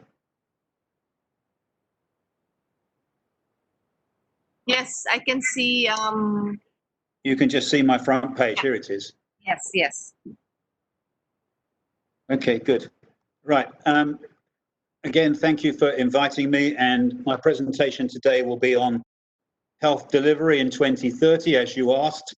I won't be presenting on general healthcare, as there's just too many things to put into a 20-minute conversation. So I'd like to start out by being provocative. We've all been in hospitals, I'm sure, like this, but will the future of the hospital look like that? Or will it look quite different with home hospitals? In this case, this is a doctor talking to two patients on a screen. Telemedicine, drive-throughs and e-prescriptions are already here, but I can tell you that with my own clients, I've been working with them for over a decade on machines that will sit in your bathroom. They'll be controlled by a remote expert surgeon somewhere else in the world that you have chosen to fix your cancer, and the surgeon will direct a camera and guided pills under your control to where the cancer cell or the COVID is into your body, and they'll be able to explode that cancer and destroy it without ever having invaded your body, and no need to go to hospital. So that's been part of your previous two presenters' processes, but I can assure you that that's not unreal. I stood in one of those pretend bathrooms about 10 years ago and had my own body scanned with the surgeon quite a long way away. So this is probably where we're going to get to at the end. Now I can't move my screen. Why is that? So we at Shaping Tomorrow scan the horizon for change, looking for early warning systems. We filter out the noise. We synthesize what we found, and then we try and forecast the future, which one of those forecasts was the one you just saw. And then we help our clients strategize and action the process. So when you asked us on Monday if we would do the future of healthcare delivery, we set up a website for you, the Senate of the Philippines website, as a dummy site. And we asked the robot to tell us. Our robot is called Athena, and she's looking every day for the future of health, the future of trade, the future of war, etc. We asked her to tell us what is the future of healthcare and delivery, and we ran it again this morning so that it's actually up to date as of this morning. She found 700 plus forecasts on health delivery. She gave us a spreadsheet in about a minute of those 700 forecasts. And she also produced a robot presentation in 15 minutes, completely under her own control, about 50 slides for us to work with. Now, like Sahel, the robot thinks that future will be predictive. She thinks people will be able to be told that they have an illness before they actually experience it. That the machines will be able to not just predict it, but figure out where it might go if it's undiagnosed, and also be able to fix the issue perhaps before the patient even knows they've been fixed, which is the preventative part of the process. You've already seen that point of care might very well change to work or the bathroom or wherever you are. It'll be personalized to you, and it'll be participatory. Not just participatory in sharing with the doctor, but your results will probably be shared through the other two that Sahel didn't manage, that the machines are now capable of aggregating different people's diseases, and from that, the surgeons can recognize that this disease is different from somebody else's disease, and they can use that participatory process to do a panoramic view of you and say that if we were to change something about a gene in your body, it will have these effects somewhere else in your body, and give you choices and allow you to simulate what would happen if they made one choice versus another. Quite extraordinary. It won't come tomorrow, but it's already being worked on the labs around the world. So the current health delivery stakeholder map looks something like this. And I think of Cebu when I looked at this morning. Cebu's hospitals are overwhelmed by the number of coronavirus cases. And this is the traditional model of many people with the hospital, many different organizations with the hospital at the center, and clearly a backlog. Even in my own country, efforts were made to stop the coronavirus causing cases that would cause hospitals to be overwhelmed. So we'll see a different type of future healthcare delivery network. The patient will be at the center, and the patient will be available for some pharmaceutical companies to talk to them and vice versa, for home nurses and social nurses to be working with the patient, changes in nutrition being recommended, medical devices being worn by the patient, and medicine and public health, academia and hospitals all working with the patient to give personalized care.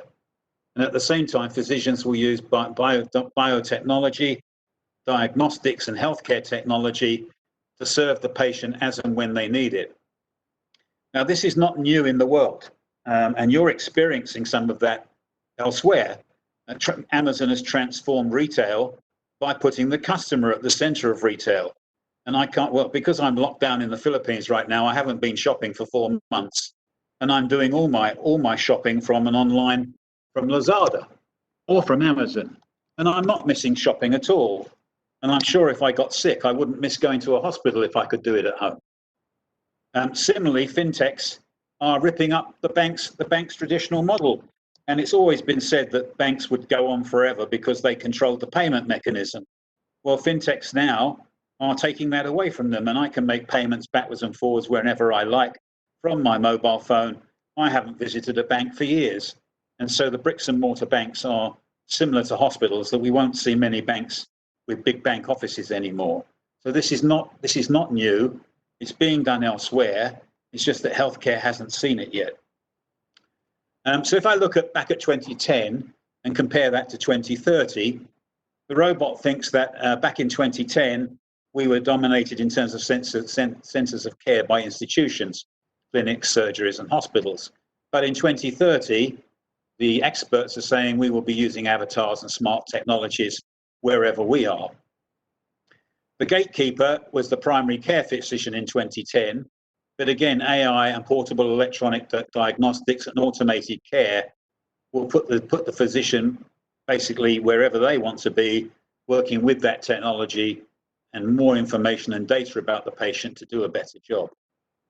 Genetics has been relatively simple. I had myself tested on genetics by 23andMe, probably around 2009. And I know that I have no hereditary disorders. And I think that this is going to be very important for the future to decide which people are likely to get a pandemic disease and which ones aren't.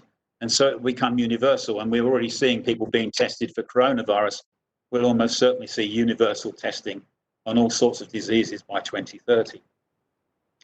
In terms of implants and prostheses, man-made materials are basically the way we help people these days, but more and more we're seeing regenerative biochemical processes and technical advances like regenerative organs and artificial hemoglobin.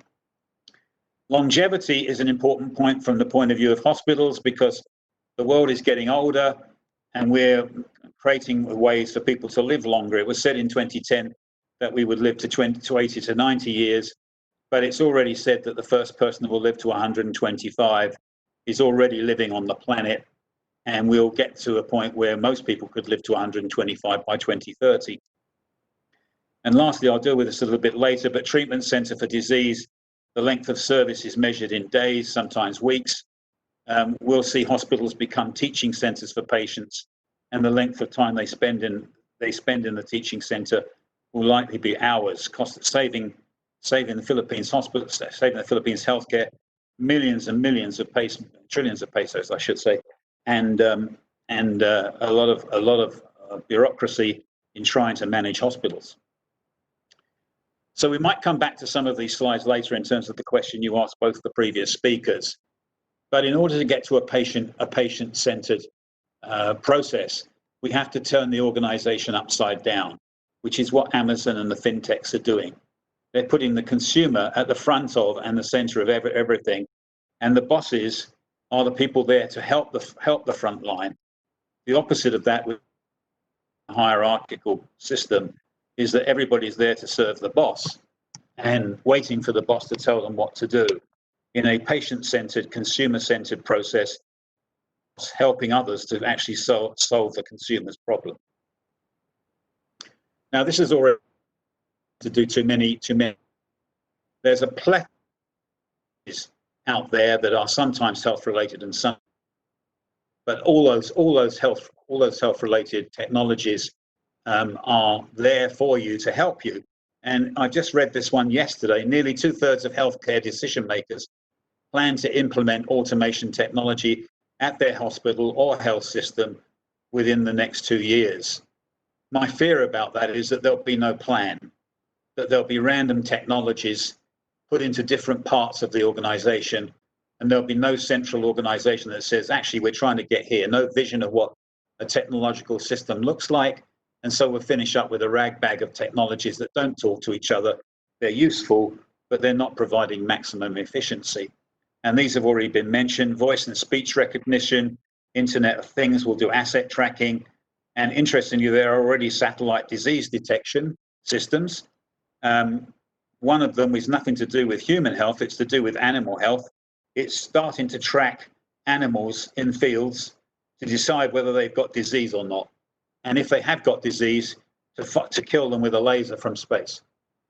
I'm not sure that we want that for humans, but there are already satellite disease detections that can measure how many cars are outside a hospital and whether there's an unusual pattern of people arriving at hospitals, et cetera, et cetera. So this is a massive opportunity, which is really just emerging, and it's a weak signal, just emerging, has lots of potential into the future.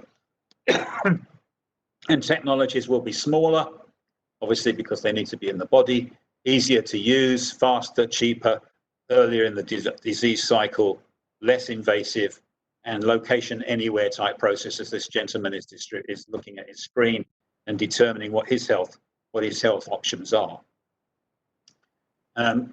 There's huge progress in the nanomedical universe. I won't go through all the list, you can see them there, but nanobots and nanomedicine are on the way, and that's what will get us to the point where we can be fixed from the outside by controlling the nanobots inside our body. But in the short term, the economy is back to basics. The economies around the world have tanked. I saw President Duterte said, I think it was 2 days ago, that he had no money. I've been in that situation when I've been trying to change an organization. You don't necessarily need money to change the system. You have to figure out a way of using the money you've got to do different things. And so I don't regard that as a big constraint, but most organizations would. At the same time, pharmaceutical costs are rising, and I think most organizations are beginning to realize that they need vaccines and regulated prevention to stop those costs rising. There will be terrific nursing and physician shortages in the near future. It's said that the US alone will need 132,000 extra doctors within the next 5 to 7 years. The population is graying, so there'll be far more people needing health services. And I think the previous speaker mentioned it. There's a need for enhanced graduate medical education. I think that teaching graduates how to do current medical procedures is important, but surely they should be taught how to use technology and be given the tools to be able to understand how they might use technology more efficiently, or they will be on the redundancy list very shortly. We can use technology as a health extender. There are people out there working on how to make people live longer using technology. Greener health delivery will be important, so reducing energy for supplies of health delivery. Doctors and nurses will be paid for performance and outcomes, not just a salary, and the consumer will decide what they should be paid.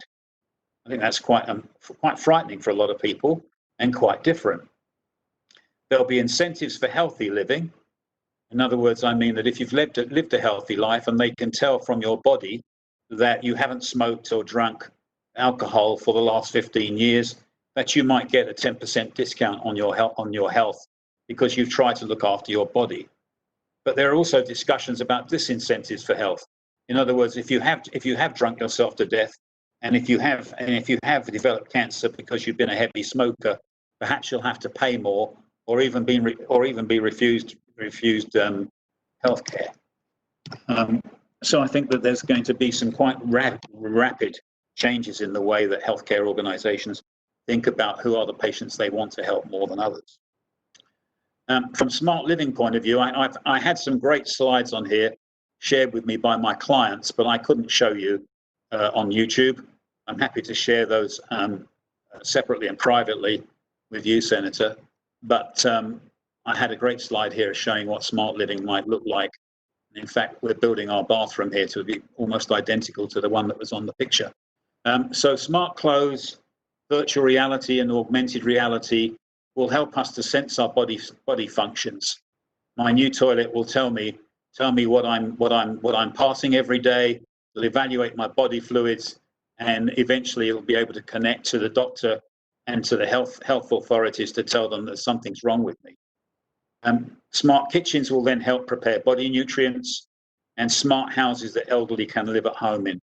In that same client visit I made over a decade ago, I walked into a smart living house, and all of this was operating.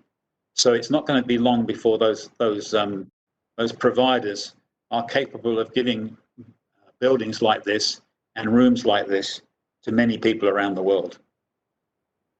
Now, this is a relatively old study, but it shows what can be done. The pictures on the right are from Sentara Hospitals, and they, in 2002, did a electronic ICU analysis of what they could do if they could use multi-site intensivists working in a central office to fix people instead of in the ICU. They achieved a 25% reduction in hospital mortality rates, a 17% decrease in length of stay, and a 20% increase in capacity created by shorter ICU length of stay. That's the sort of thing that would help Cebu dramatically right now. And a 26% reduction in hospital costs. Amazing. Now, I used to think this was a good model. This is one showing you that the US is a very expensive place to get sick, but many countries in Asia have focused on the idea that they can use what I told you just now to reduce costs, and as a result, we've seen global disparities of cost, and medical tourism and outsourcing has started. I never found the Philippines on this list, but I think this is a busted model. And one of the reasons for that is if I can get fixed at home, why do I have to fly anywhere to pay somebody a large amount of money to do the same thing? So this is perhaps a good model 10 years ago, but a bad model now. So what do the future providers need in way of competencies? Well, they're going to have to be much more patient-centered in their care. As Sahel said, more partnering with very, very different people to bring patient safety and patient health to everyone. The use of information and communication and technology is a competence that we're going to have to teach every medical person. And we're going to have to take a public health perspective rather than a single hospital doing their own thing, with a cultural values orientation, with innovation by design, a global mindset, and as was already said, strategic foresight and leadership. Now, I haven't covered COVID in this presentation. The robot produced a Life After COVID presentation a few weeks ago, and you're welcome to go and look at that on the Shaping Tomorrow website. The URL's there. But there were two more things I noted when she was showing me material for this presentation. One is that there are already 40+ variants of COVID-19 out there in the world. Most of them will probably be benign, but they are there. And there is a new, more deadly flu virus reported that's said to be 10 times more powerful if it does take off than coronavirus. You can imagine what that would do to the world. And lastly, the robot in that presentation should have had virtual healthcare visits, will outplace in-person visits within the next 10 years. I'd like to come back to this slide based on the questions that were asked of the two previous speakers. I have some more thoughts on how you can build a good success model and how you can get people to actually go with you and develop things like this, but I'll come back to that later. So how do you use the evidence that we have here? Well, first of all, you can use the spreadsheet and the slides that were determined by the robot to determine options. And in our system, 43 people that are in the room right now with those content ideas can develop their options and which ones they want to do first, because you can't do everything all at once, in about 4 hours. Usually that takes months and sometimes years in terms of some of our clients in the past, but the robot is quite capable of running collaborative sessions and getting everybody to agree what they think are the top priorities are. And this is one way to remove the skeptics and have them look at what's going on and to score it and see that they were way off where everybody else thought. So next steps, you definitely need to be doing continuous horizon scanning. The world is moving faster and faster. You do need to communicate future issues to your stakeholders, because that's one of the ways to get them to be interested. It's already been said, you need to introduce leadership and foresight training, do some scenario planning, build your technology roadmap analysis, and get your strategic action plan in place so you can move to patient-centered outcomes. And lastly, not only did we set up the Future of Healthcare on the Senate of the Philippines website, but we did all of the other departments as well. And so we could actually tell you what the future of any of these departments' topics are right now. And I would recommend you set up a constant Senate-wide horizon scan to spot and respond opportunities and risks in real time. And if you involve other departments, you'll be able to counter the bad silo effects that have been mentioned. For example, resistance and skepticism, and instead inspire, engage, and enable everyone. So thanks for listening. I'll take any questions.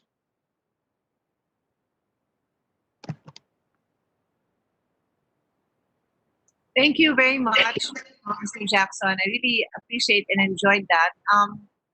Before I ask a question or two, I just want to remind our resource persons that if you have any questions, feel free to let us know. You can. I will open the floor to allow our local guests also to pose their questions. So while I'm waiting for that, before we go on to the other speakers, Mr. Jackson, just a few quick questions. I was very interested in one of your latter presentations where you said that's a bad model. You actually believe that a lot of the interventions will be done in your own home. And yes, the slide that you presented had things that in my mind, would really require, invasive surgery. So can you just enlighten me, with purely out of curiosity, more examples of what can actually be done in your own home? And that's how you also started your presentation, that, there will be a camera and a doctor will guide you with a pill. So are you basically saying that these pills will, change, so just educate me. And by the way, I have no medical background, so I might pick it up slower than others do. Neither do I. But and it's unfortunate I couldn't share with you some of our client pictures because it's on a public network. I'm happy to do that after the presentation, and then you would see the machine I'm referring to. It looks like a large box of chocolates, but it's actually a mirror, a PC screen, like the ones we're using now, and various other things that are built into this box that the doctor or the surgeon who's miles away from you, perhaps in Argentina, and you've engaged him because you think he's the best at solving cancer. He will come online, you will be in the bathroom, he will direct the camera in this chocolate box towards where he wants to look. He'll ask you to take a pill. The pill will look like a friendly pill to a cancer. The pill will contain a camera, maybe separate, but there'll be a camera and a pill. He'll guide the camera and the pill down to where he wants it inside your body. You have to see your body inside. And when he gets that camera and pill right close to the cancer cell, which thinks it's friendly, suddenly he will explode the cancer pill, and it will blow up the cancer. Now, this is not pie in the sky. As I said to you, I saw this 10 years ago, and they're still working on it, but it takes about a generation for these things to come through. So we must recognize that telemedicine is just only the start. And if we build ourselves around a vision of telemedicine, we're likely to be wrong, because we haven't gone far enough out to think about what next. In the same way that all of those outsourcing people thought they had a great model, but if we're doing it at home, it might be a completely broken model. Yeah. Does that answer your question? Yeah, it does, because in one of and I mean, I realized after months of having hearings and forums with futures thinker, that truly the role of sci-fi writers play truly they play a role in our, being able to accept Yes. that a lot of these fiction could really be a reality. So the reason why that was far-fetched prior to your just explaining that to me now, and you did mention it early on, was because one of these sci-fi movies I watched, I think it was called something like Up or Upside Down. It was about two parallel worlds, and the way they scanned the world that was up, the way anyway, they were separated by gravity, and the way they dealt with illnesses is you go into something that looks like a city scan. So in my mind, so in the scene, this wealthy family had their own contraption. It was like a huge city scan. So Yes. my question would have been based on that: in developing countries like ours, your scenario about health being in your own home or bathroom may not be practical, not because the technology is not available, but because a lot of people still live in, maybe Yes. hopefully in a few years just above poverty, but they can't have those contraptions. So then you would have like mini clinics, our traditional here in the Philippines, our barangay health centers or our primary care centers. But based on the pill, um, then that's really taking it all the way, and all you need is a good internet connection, basically, and a decent. Well, let me give you an example of a halfway house. Yeah. So I live in the Philippines. I think you know that, and Yes. I live in a poor village, and my wife has got the only internet cafe in the village, and she's got about 10 machines, and everybody comes to her cafe to send messages. So what you're basically saying is, and I realise how much poverty there is here, but it could be that instead of actually having an internet cafe, you've got a medical cafe. Yeah. Right? Yeah. And you can go in there and you can use exactly the same machine. It's not, you don't have to buy it yourself. It's somewhere else. Somebody's renting it to you. It might even be at the front of a hospital. So the idea of saying we're going to have all these machines in the Philippines is clearly impractical right now. But you could find a way of actually saying that's where we want to be. And we want to make sure that we don't miss out on that opportunity. Now, what are the roadmap steps that we're going to take to make sure that when that comes, we're ready? And that was something which Sahel mentioned right up front. Yeah. I really like that idea of a medical cafe, because Filipinos are known to be caregivers by nature. That's why we're in demand all over the world for Great healthcare. nurses. Yeah. And then tourists like to come here because we communicate well, and again, we're very nurturing. We welcome people. So that concept of a medical cafe, I'm aligning it with my daughter's idea of a wellness center. You could really put Yeah. everything there so that people really go there to be well, and you could be mingling with like somebody who may be on the verge of a severe illness versus somebody who is at the pink of health, and they could all be enjoying their alternative treatments, preventive health care, whether it's yoga class or meditation, and coming in for a very nutritious meal, and then actually their cancer cells being blasted all in the same day, and that whole vision of a hospital would now be changed into a retreat treatment house, or center, like you a said, treatment. medical clinic. Yes, a treatment or a wellness center, which I had on that slide. Yeah. That is so exciting. Thank you. And then just to clarify, because I'm looking for, my challenge with all these amazing ideas and insight that all of you are providing is to translate this into, easy to Action. digest and excite. I'm not even at the action yet. Just sharing. I mean, part of the action is to communicate this with everybody I meet. Whether it's my fellow decision makers or just young kids who I interact with through social media. So I like those anecdotal stories that you all share. And you mentioned, and this is where my team and I were just messaging each other because we heard differently. Did you say that the person who will live 200 years probably has already been born, or was it 125 years? So that's where we weren't sure. The prediction was that the person has already been born who will live to 125 years. 125. Okay. Yeah, they're All already here. They're already here. It's not everybody. It's just one person. But obviously, as we improve healthcare and all the things I talked about and the others talked about, we're going to see more and more people living a lot longer, and that has to be factored into your vision. Yes. Can I just deal with some more things? You asked the other two about success models and how do you engage people, and I absolutely agree with what Suhail said and what was said by the other speaker. But there are a couple of things I thought I'd mention. Sure.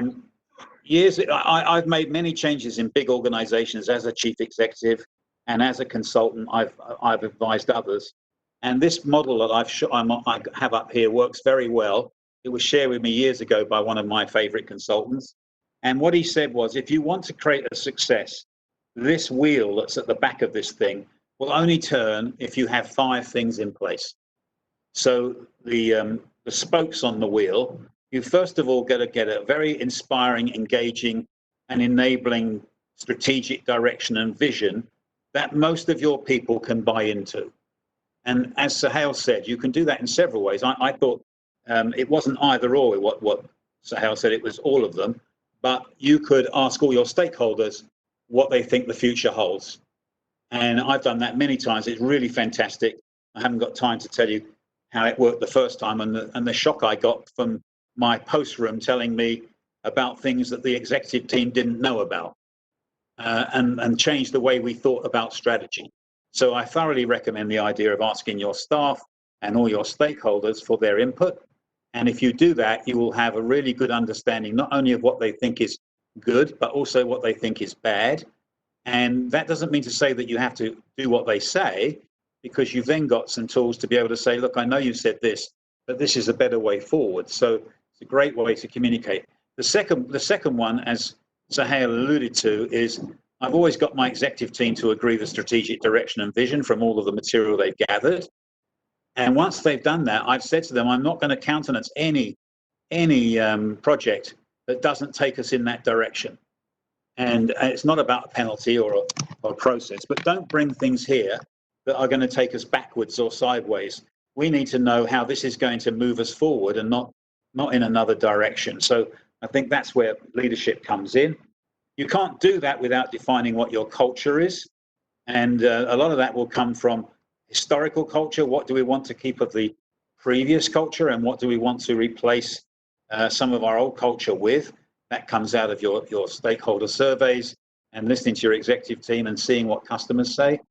Once you've done that, then you've got something where you've got an initiative you can launch. But you've got to go out there at the same time and tell people, this is how we will know we are doing it, both in terms of these are the processes we're going to put in place and what measures we're going to use. Without that, the wheel won't turn. And lastly, the one in the middle is really important. I think you could substitute leadership for communication here. If you don't communicate what you're doing and keep communicating and keep communicating and keep communicating and recognize successes and not necessarily punishing failures, but learning from failures, then the wheel won't turn. And that comes down to people like yourself leading the charge and using a model like this to do that. Now, the last part of this is, and I was taught this years and years ago, I hate to tell you how many years, but somebody said in any organization, Mike, you will find that 20% of the people that are working for you are adventurers. They will pick up the ball and they will run with it and they will score goals. And if you can give them an inspiring, engaging and enabling vision, they're gone. They're already starting work on it. They want to make it work, etc. I've certainly always experienced that. And it's usually about 20%, strangely enough. And then there are about 60% who'll say, sounds good, but I won't do anything until I see others doing stuff. Now, these people are not necessarily against you. They perhaps have been burned in the past by previous bosses. They're not sure about what it means to elicit the vision you've got. But once they see the adventurers being rewarded and picked up when they fail and not kicked in the teeth, they will join. So at that point, you've now got 80% of the people on your side. And my recommendation, and it's against everything that I've seen in many organizations, you don't kick the abstainers. You don't sit there and kick them to death because they won't join. You don't try and punish them. You just let them sit there and wait for the 80% to tell the abstainers, get on the bus or get off. Far cheaper, less painful. And what I found in the past is the abstainers can be broken into two pieces. About 10% of those are people that just didn't understand, and they didn't see their role in this new environment, and so they become adopters much slower, but they eventually get there. And then the other 10% just don't want to do it for various reasons. They don't like what's happening. They want to go away, and you arrange for them to go away in a nice but not painful way. So the other 90% don't feel they've been punished. So that's a very good model for you to look at. If I were building a vision for you, or we were building it together, after we'd built the vision, I'd be saying to you, well, now, where do you think the adventurers are in your organization? Who are the people that are going to take this forward? Because if you can't find anybody, then you probably haven't got you either have got a really awful organization, or you've got a vision that's not inspiring enough. I hope that helps. Very helpful. Brought us back to this slide. I would have wanted to hear more about it as you just did. So thank you so much. And I hope we can have further conversations on this. Thank you so much. Thank you. I think, did I read right, Dr. Sally? Did you pose a question or did you mention something? Or did I saw something pop up from Dr. Sally? You had a question? Yeah, I posted a question just in response to Mike's, and thank you, Mike, for a really excellent presentation. Really enjoyed it. Thank you. Wondering about this tension, and we're all thinking COVID, whether there's a tension between the goal of innovation for an organisation, a system, a ministry, whatever it might be, and the idea of, don't bring me a project unless it fits with the strategic direction and vision that's been set. And I'm just aware of how rapidly businesses, hospitals that I'm connected with, universities that I'm connected with, are having to and in fact reassess the assumptions that they've based their business models on. And this work is being done very, very quickly, in part because revenue streams have dropped off immediately, etc., and they've been forced to rethink. So I'm interested in this tension between innovation on the one hand, but at the same time, what kind of culture is created if we're expecting people to sort of fit a particular mould in terms of the strategic direction and vision that's being set.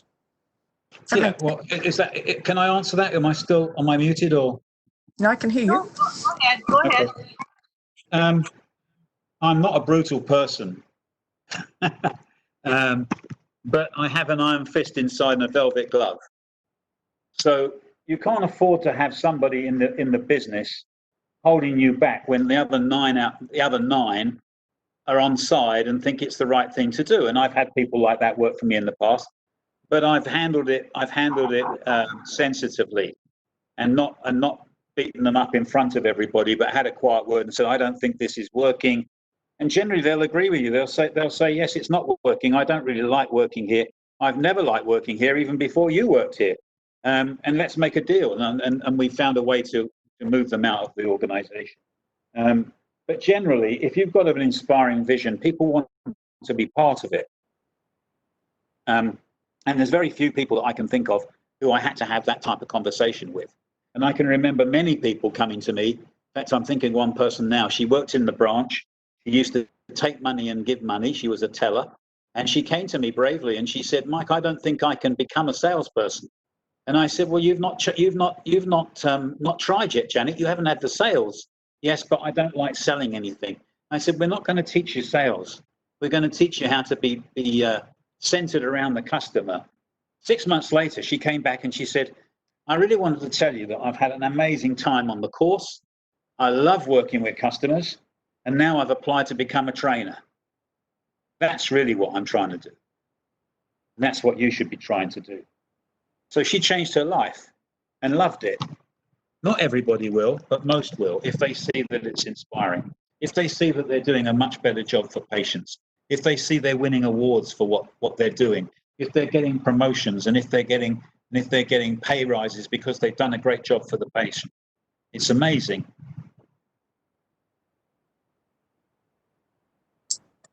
Thanks, Mike, for that response.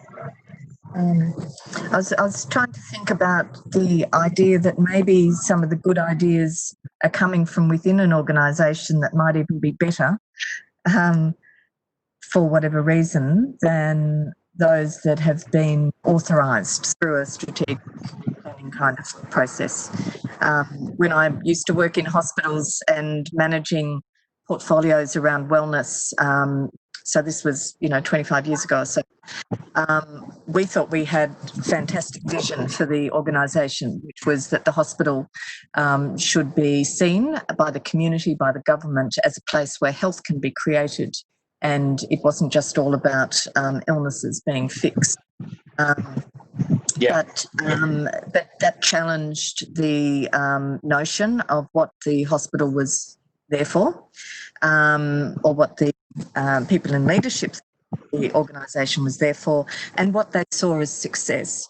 So we were trying to communicate an image and a vision of the organisation, of the hospital, as being one that is community-centred, forward-thinking, is about health as much as it was about disease, but we're bringing that vision from within a sort of a department structure, but the people at the top were suppressing that because it wasn't lining up with their established strategy and vision. And here we are in 2020, having a conversation across countries about, what a great idea it might be to create wellness centres. So, tables turn, but so I'm just interested in that sort of dynamic, I guess, between where good ideas come from, what it takes for those to move through the system when there are parts of the system which have got control over the money, what gets done, what's seen as a good idea, and what success looks like. Anyway, just okay. I can just say briefly that some years ago we were engaged by a government that shall remain nameless to find out what the future of their country was. And we convinced them that the best way to do that was to ask their 2,500 civil servant managers as to what they thought. And we sent the survey out. It took about 2 days to get all the responses and for the machine to add it all up and give us the details. We took it back to the seniors. And the seniors said, this is completely different from what we're trying to do. Who said this? Who said it? Why are they saying it? They were pretty angry at the beginning. This is not what we're telling them to do. And we said to them, look, this is what they think. And you're asking them to implement something they don't agree with. And if they can't do it and they won't do it, nothing is going to happen. You can keep shouting at them and telling them this is what you want, but they'll only do what they have to do in order to survive, and they'll probably leave. But if you listen to them, because they're not saying anything untoward in here, it's different, yes, but if you listen to them and you deliver what they say, they can and they will, and you will change the way things happen, and you'll still get what you want, but in a different way. So we had a long conversation about that. They finally agreed that they would listen. Then we started to work out what was really being asked for. And then we compared it to what we wanted to achieve. And we found a compromise that they were all happy with. And it went swimmingly after that. And the civil servants were amazed that the executive listened to them. When I was doing my PhD, I interviewed a lot of, officials in a few different countries, and one of the very interesting people I spoke to was one of the chief medical officers in quite a large country. I asked her where she gets her ideas for innovation. And she said she goes to galleries, she looks at art, she looks at what the creative industries are producing. So she was quite sensitized to, you know, what kind of street art was around, what kind of ideas, thinking, values were being expressed in art, and what that might mean for the design of healthcare, of public health programs, of other kinds of initiatives. And it was a real eye-opener, I think, to me, that and you know, to remind us about being humble about where good ideas can come from, and who get to say what are the good ideas, and who get to allow them to blossom, which of course is at the heart of community-led action and so on as well. Anyway, I'll leave. When the post room told us that the internet was going to be big in 1995, the executive was shocked. Yeah, because they thought the post room knew nothing. In fact, somebody said in the room, "What does the post room know about strategy?" Yeah. And I said, "I don't know, but I think we should go and ask." We discovered the internet 18 months ahead of our rivals. We had a big lead without spending any money. And the executive team changed their mind. They realized that the staff knew more about what was going on in the world than they did. Yeah. So our surveys became something that was continuous, not one-offs. And now on Shaping Tomorrow, we're always listening to our customer. We've got 20,000 members, and they tell us what they want, and we develop it. We're not developing something that we think we want. We're developing what our clients want. Yep. And there's no reason you can't do that in healthcare. I wanted to. Sorry. Could I say one? Why wouldn't you, every time somebody has a...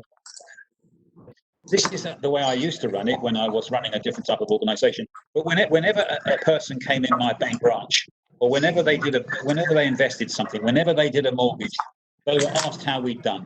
We asked them, how did we do? And what could we do better? And I used to get 100,000 responses a year, and I read them all. And we worked through those and tried to figure out what could we do to increase the number of positives and reduce the number of negatives.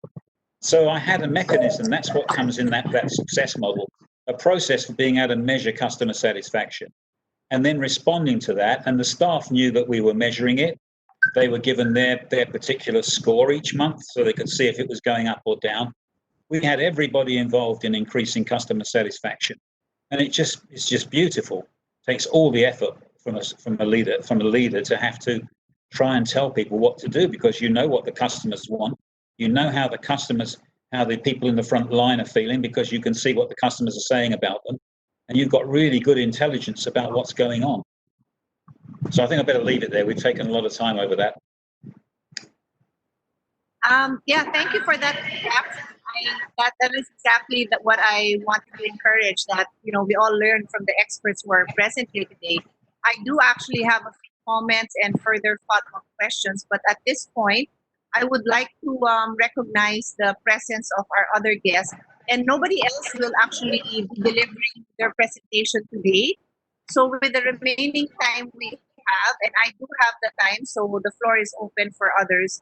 But I would like to encourage anyone else here to post their questions, their comments, and to take advantage of the presence of our experts here. So let me just quickly mention that Dr. Michael T, he is a speaker, but he will speak next week. And if he's still with us, Dr. Michael T, feel free to engage any of our other guests.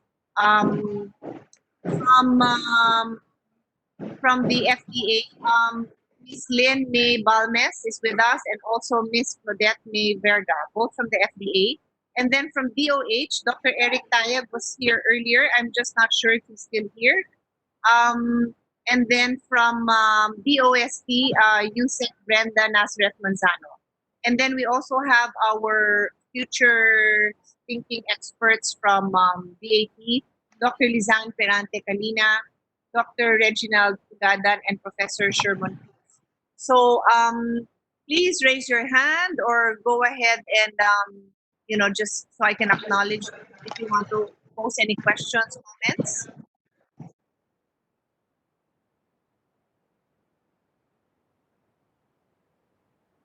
Well, while there are none yet, let me just make a follow through on that discussion just between Mr. Jackson and Dr. Sally, which I found very interesting. The question that Dr. Sally posed was, what do you do with these good ideas? How do you move it forward? How do you get it to the mainstream? And I wanted to share my experience. When I was running for the Senate the very first time in 2004, one of what inspired me to run and one of my commitments was to address the health condition um, of hepatitis B and liver cancer. And being human, there's usually a personal story there, and the personal story there is my father had hepatitis B that led to liver cancer, and he eventually um, went to the U.S. for treatment, and he had a liver transplant, and the donor is my brother Lino, who is now the mayor of Taguig City. So with that story, my siblings and I were inspired to do more work to address the liver problems in the Philippines. And because we had to bring our father to the US to have treatment, the first thing that came to my mind was to strengthen the infrastructure and to create a liver center or liver centers that would be able to do liver transplants. But because I felt that precisely because I have no medical background, I should be listening to the experts.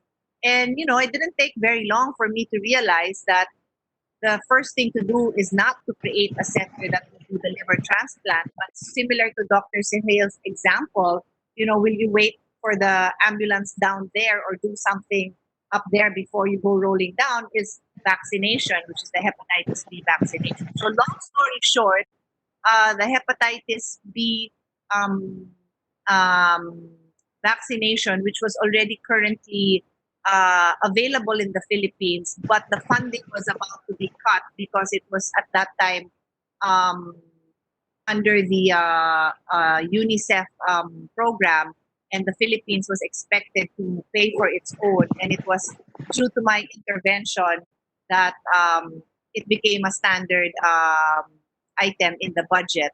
And eventually we passed a law that included hepatitis B hepatitis B vaccination within 24 hours.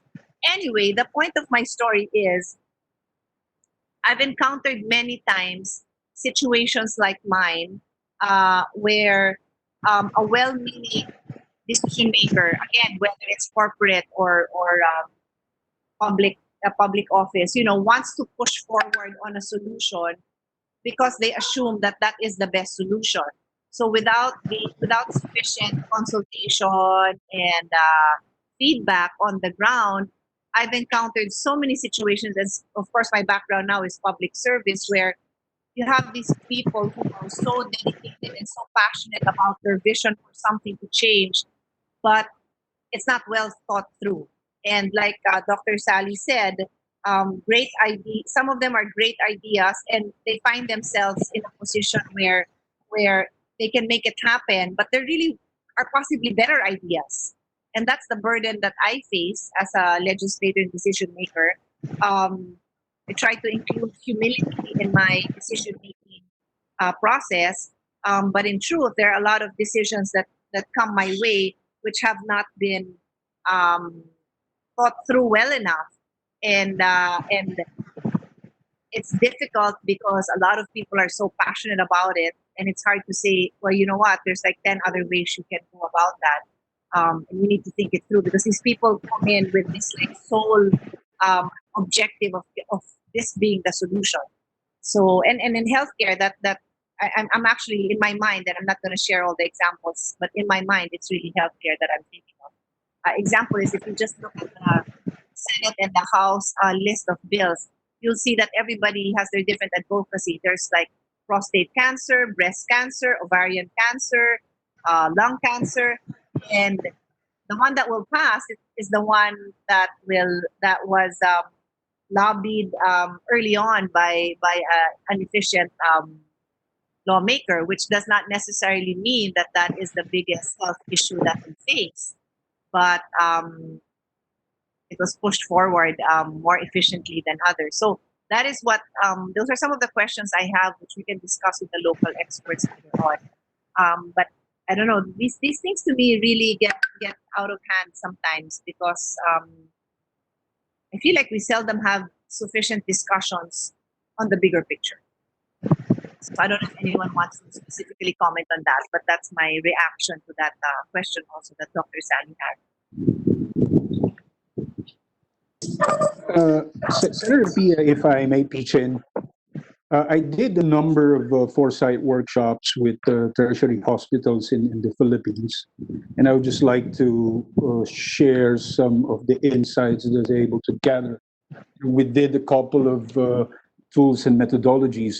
There was this one client, who's operating in the northern part of the region. In fact, it's the second biggest private hospital in the north. And we did a features workshop. And apparently most of the conversation that we're having now, was the same conversation that we've been having 3 years ago. This hospitals, this doctors has no access to, this information they have not read, but of course they are always, most of the time, like, of course, informed of the emerging issues. And one point that I would like to bring out here is that we tried to map some possibilities, of how this hospital see themselves in the future by 2030. And they saw that there are quite a number of tools. Learned that whether they like it or not, they must learn how to go global. And they have to establish and operate in that context. And considering the fact that we've been having a conversation about, the patient being the center of the medical system, the idea, in fact, it is an indigenous idea. We've been doing this, in the late 1980s and the late 1970s, and they developed the idea of home care facility. Of course, we've been doing home care since in the 1980s, but they want to some sort by building on this, building capabilities and technology systems. Of course, you have the apps, smart, among other things. They could go global by using smart mobile phones, applications that are available in the market. They can outsource that and then connect this with the communities through their home care facility approach. And the second one is that while they go global, they want to penetrate the local. They want to deepen their conversation and expand their reach within the communities and villages by establishing satellite clinics. Because of course, the access to these types of services, depending on the disease or illness that you have, is pretty quite difficult or challenging for many of the people. Now the issue was okay, do we need to reprice the services that we're providing, at least from the private sector perspective? And then another one idea that came about is okay, perhaps we need to specialize on a particular healthcare service and not provide everything that, all of the things that we've been doing now. We might need perhaps to specialize on this. And then, of course, invest in automation and digitization. But then again, you also have this idea of alternative access to healthcare. Of course, how do you create a system that makes home-based medical services through home cares an alternative medium of accessing healthcare? And of course, you can do that through digital apps, among other things. But then again, of course, there are challenges as far as the system is concerned. And then they also, while they see going global is very, very essential and important, and they see that as transformative. And in the context for in the next 20 years, it would be some sort, if you're not prepared, you will be in survival mode by then. But then, of course, they also mentioned about the idea of green renewables. How do you ensure that your hospital, what kind of technology systems or plans do you need to enable, within your hospital to make sure that the hospital services are green renewables. But then, of course, they try to map, okay, what are the pushes of the present here? What are the drivers that would help us achieve that preferred future scenario of of enabling alternative access to medical services accessible to our homes through the applications of automation or digitization reframed in the context of indigenous healthcare. Of course, the pushes of the present are, in fact, in front of us. You have automation, it's all there. You just need to find out who can provide you these kinds of services. And then, of course, you can actually embark in the idea of corporate social responsibility. It's like some sort of reframing the services they're providing to the community through corporate citizenship. And then, of course, they also look into, okay, what are the emerging growth prospects that we have locally, in the provinces, in the villages? If we're going to set up some satellite clinics, since everyone now has an access to the internet through their mobile phones, although at different levels, how do we penetrate the local? That's where the conversation came in. How do you penetrate the local, increase the demand and prospects, for medical healthcare in the communities and villages? But then, of course, before the pandemic occurred, they were seeing tourism as a driver, right? To intensify these opportunities, because if people come in here, it could actually enable the medical services profit from this tourism thing. Because as far as they were concerned, there were a lot of tourists who've been experiencing a lot of healthcare issues, among other things, and they've been seeing that as an opportunity as well, because many companies, global hospitals, are actually looking for opportunities to outsource some of their services, especially on wellness. We have to ask ourselves, have our hospitals invest on wellness programs and these things? And they've also seen, of course, in terms of funding, pushing these ideas further, is of course, so we do have an increased access in terms of health insurances. The BPO companies are establishing sites here and there, and this are enabling people, the millennials and their families, to access actually this through their insurances, healthcares, and among other healthcare services. But then, of course, there are a lot of waits in the process that has been discussed a while ago. I would not want to delve on it, but then the insight really here is that based from what we did, in this hospital, they had that vision. I think that they can do it, but they need to have some sort of a larger environment, healthcare environment, that supports them to actually do that. So the systems thinking comes in. They need the support of the larger healthcare industry or the healthcare environment. I don't know what that is. The details may be will be discussed perhaps in the process. But then that was one of the insight that they had. Okay, what would we get from this? How will the larger healthcare environment help us enable ourselves to actually pursue these kinds of initiatives?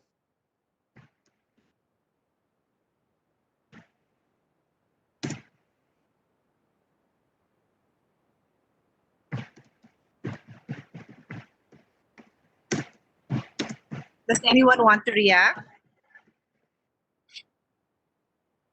Hi, Senator Pia. I'm Bev from the Department of Health. I just wanted to also give my comments, but not necessarily on the last speaker's Sure. comments. Po. Go ahead. Go Yeah. ahead. Please do so. Yeah. Thank you. Thank you very much to our three speakers for the very enlightening presentation. I am particularly interested with Dr. Sally's presentation, as I'm from the Health Promotion Office of the Department of Health. Last year, as part of the Universal Healthcare Act, the Health Promotion Service has been upgraded to a bigger office with larger mandates here in the DOH. And what we're seeing so far is that you're right about the commercial determinants of health, and traditionally how the public health professionals have looked at regulation and health promotion is largely more on hard regulation, and we haven't really explored a lot of the mechanisms that does soft regulation in a way that works with a lot of the private sector to sort of gradually shift preferences, say, of the community, right, in terms of, say, taste preferences, diet, etc. We also are seeing that the digital divide that has made it difficult for perhaps not just the government sector, but also the nonprofit private sector who's working on a lot of the health promotion initiatives in the past to transition to equally mass media and social media or digital media based campaigns is going to be in a way slowly addressed by a very very young population now that we have over the next 2 decades or so. Our demographic sweet spot So these are the two big, I would say, two big areas that we hope to maximize on. But then it would also require, from a governance standpoint, a stronger, a more capable, and perhaps a more confident bureaucracy, especially so that we see that traditionally your government bureaucracies are, not to say at odds, but not really on the same page always with the private sector. And what we're seeing now with COVID-19 response is that the government has really opened itself up and really accepted the help of the private sector. So these are like I would say, the major opportunities that we're seeing as we hopefully scale up the work in health promotion. As regard to the, I would say, digitization that would advance our health services work in the sector, I wonder how well we could also maximize, or how well do we need the private sector to take a stronger or a leading role in this digitization process. There have been a lot of attempts in the past, and I'm not sure how the other countries have done it. I mean, in particular, the United States did give out a lot of incentives to just harmonize information systems, but we see that it's still an issue until now. And unfortunately, I guess the Philippines, in a way, followed that model, no? That it's market-based information systems that each private sector will opt to choose on their own. So at least for those that are already beginning to be digitized, we're still finding it difficult to get information or data from them. And for a larger part of the health service providers, they're still mostly manual, though, not digital. The information systems are still largely manual. So I guess the challenge here is how do you get everyone on board, considering that this is additional cost at this particular period in time when everyone is cash strapped because of really what happened for COVID-19. And if we are able to address this one, then our interventions for many of our health service issues, I would say, are going to be more data driven, significantly more data driven than what it is now. Yeah, thank you very much, folks.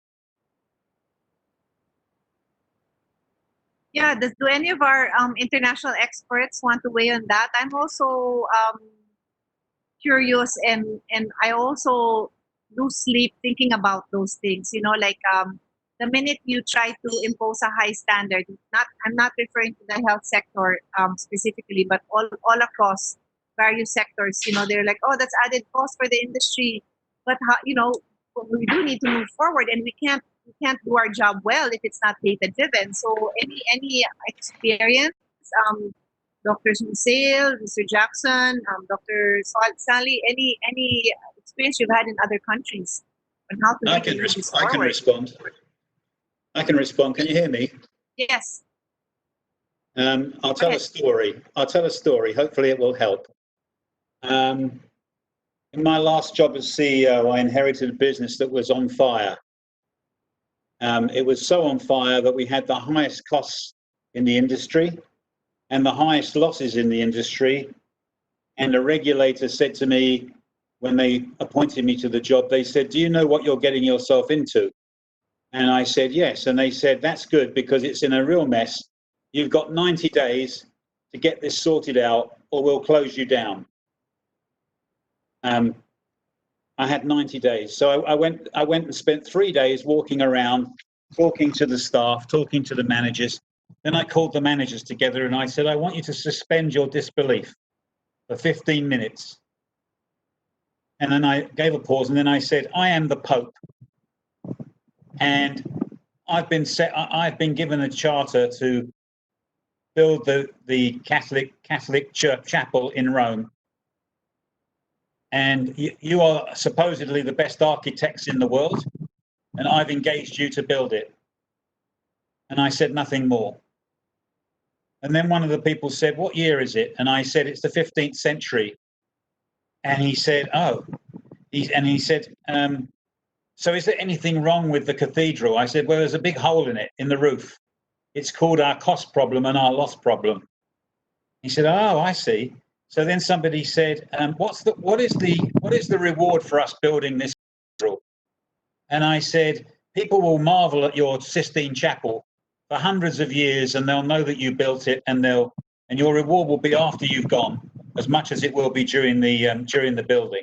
And then somebody said, well, what's the penalty if we don't? I said, the penalty for all of us is we won't be working for each other. We won't be working with each other in 90 days because the regulators will put us out of business.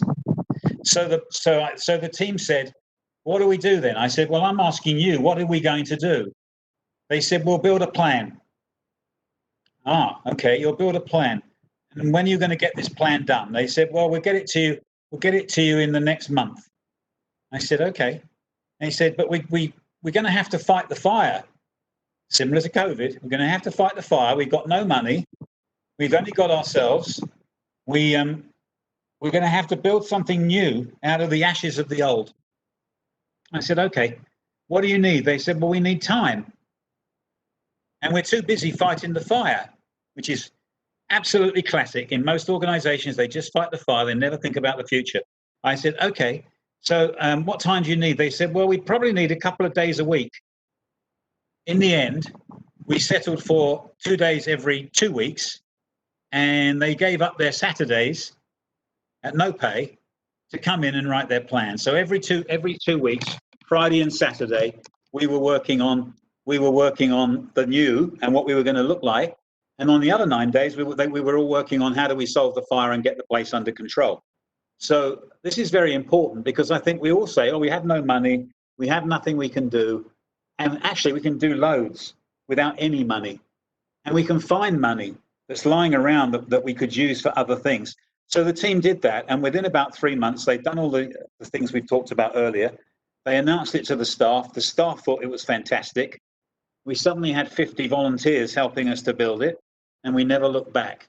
And we didn't spend any money. So my recommendation is that you need to think in terms of crisis management, yes. But you also need to spend some time thinking about what happens after the crisis. And then if you do that, you'll sit there and see, hey, we can use some of the things from the future to help us solve the crisis. And we can learn things from the crisis to help us figure out what we should look like in the future. You're not powerless. I think that's the point. You're not powerless. It's only about how you imagine how you can use what you've got to do something. If you say you're powerless, you will become powerless because the regulators would have put us out of business. And we went on to win loads of awards. We were the best company in Britain for many years. And we'd started out as being one of the worst companies in Britain. Does that help?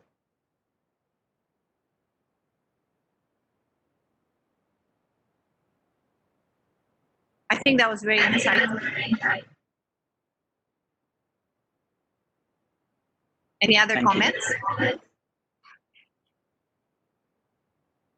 Okay, well, I think we can end the session for today. It will actually just be a suspension of this hearing because we have other local experts. We have a lot of local experts who will be joining us next week. And our experts today who joined us, thank you so much. You're more than welcome to come in again if your time permits.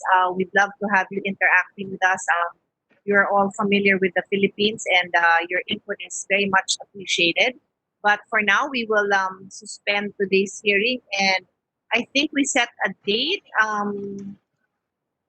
The date escapes me. I think it's July 14 at 1:30. Is that correct? Can I just ask my staff? I think we already agreed on that date. July 14 at 1:30. Yes, that's the date. All right. So we'll end there, and I'd like to thank everybody who joined us for the last few hours. And again, like I said, you're all welcome to be back, but I do appreciate the time that you have given us today. Mr. Jackson, Dr. Sally, and Dr. Sunil, thank you so much. Thank you so much indeed, and all the best, and hopefully see you next week. Thank you. Me too. Thank you. Bye-bye. Bye-bye.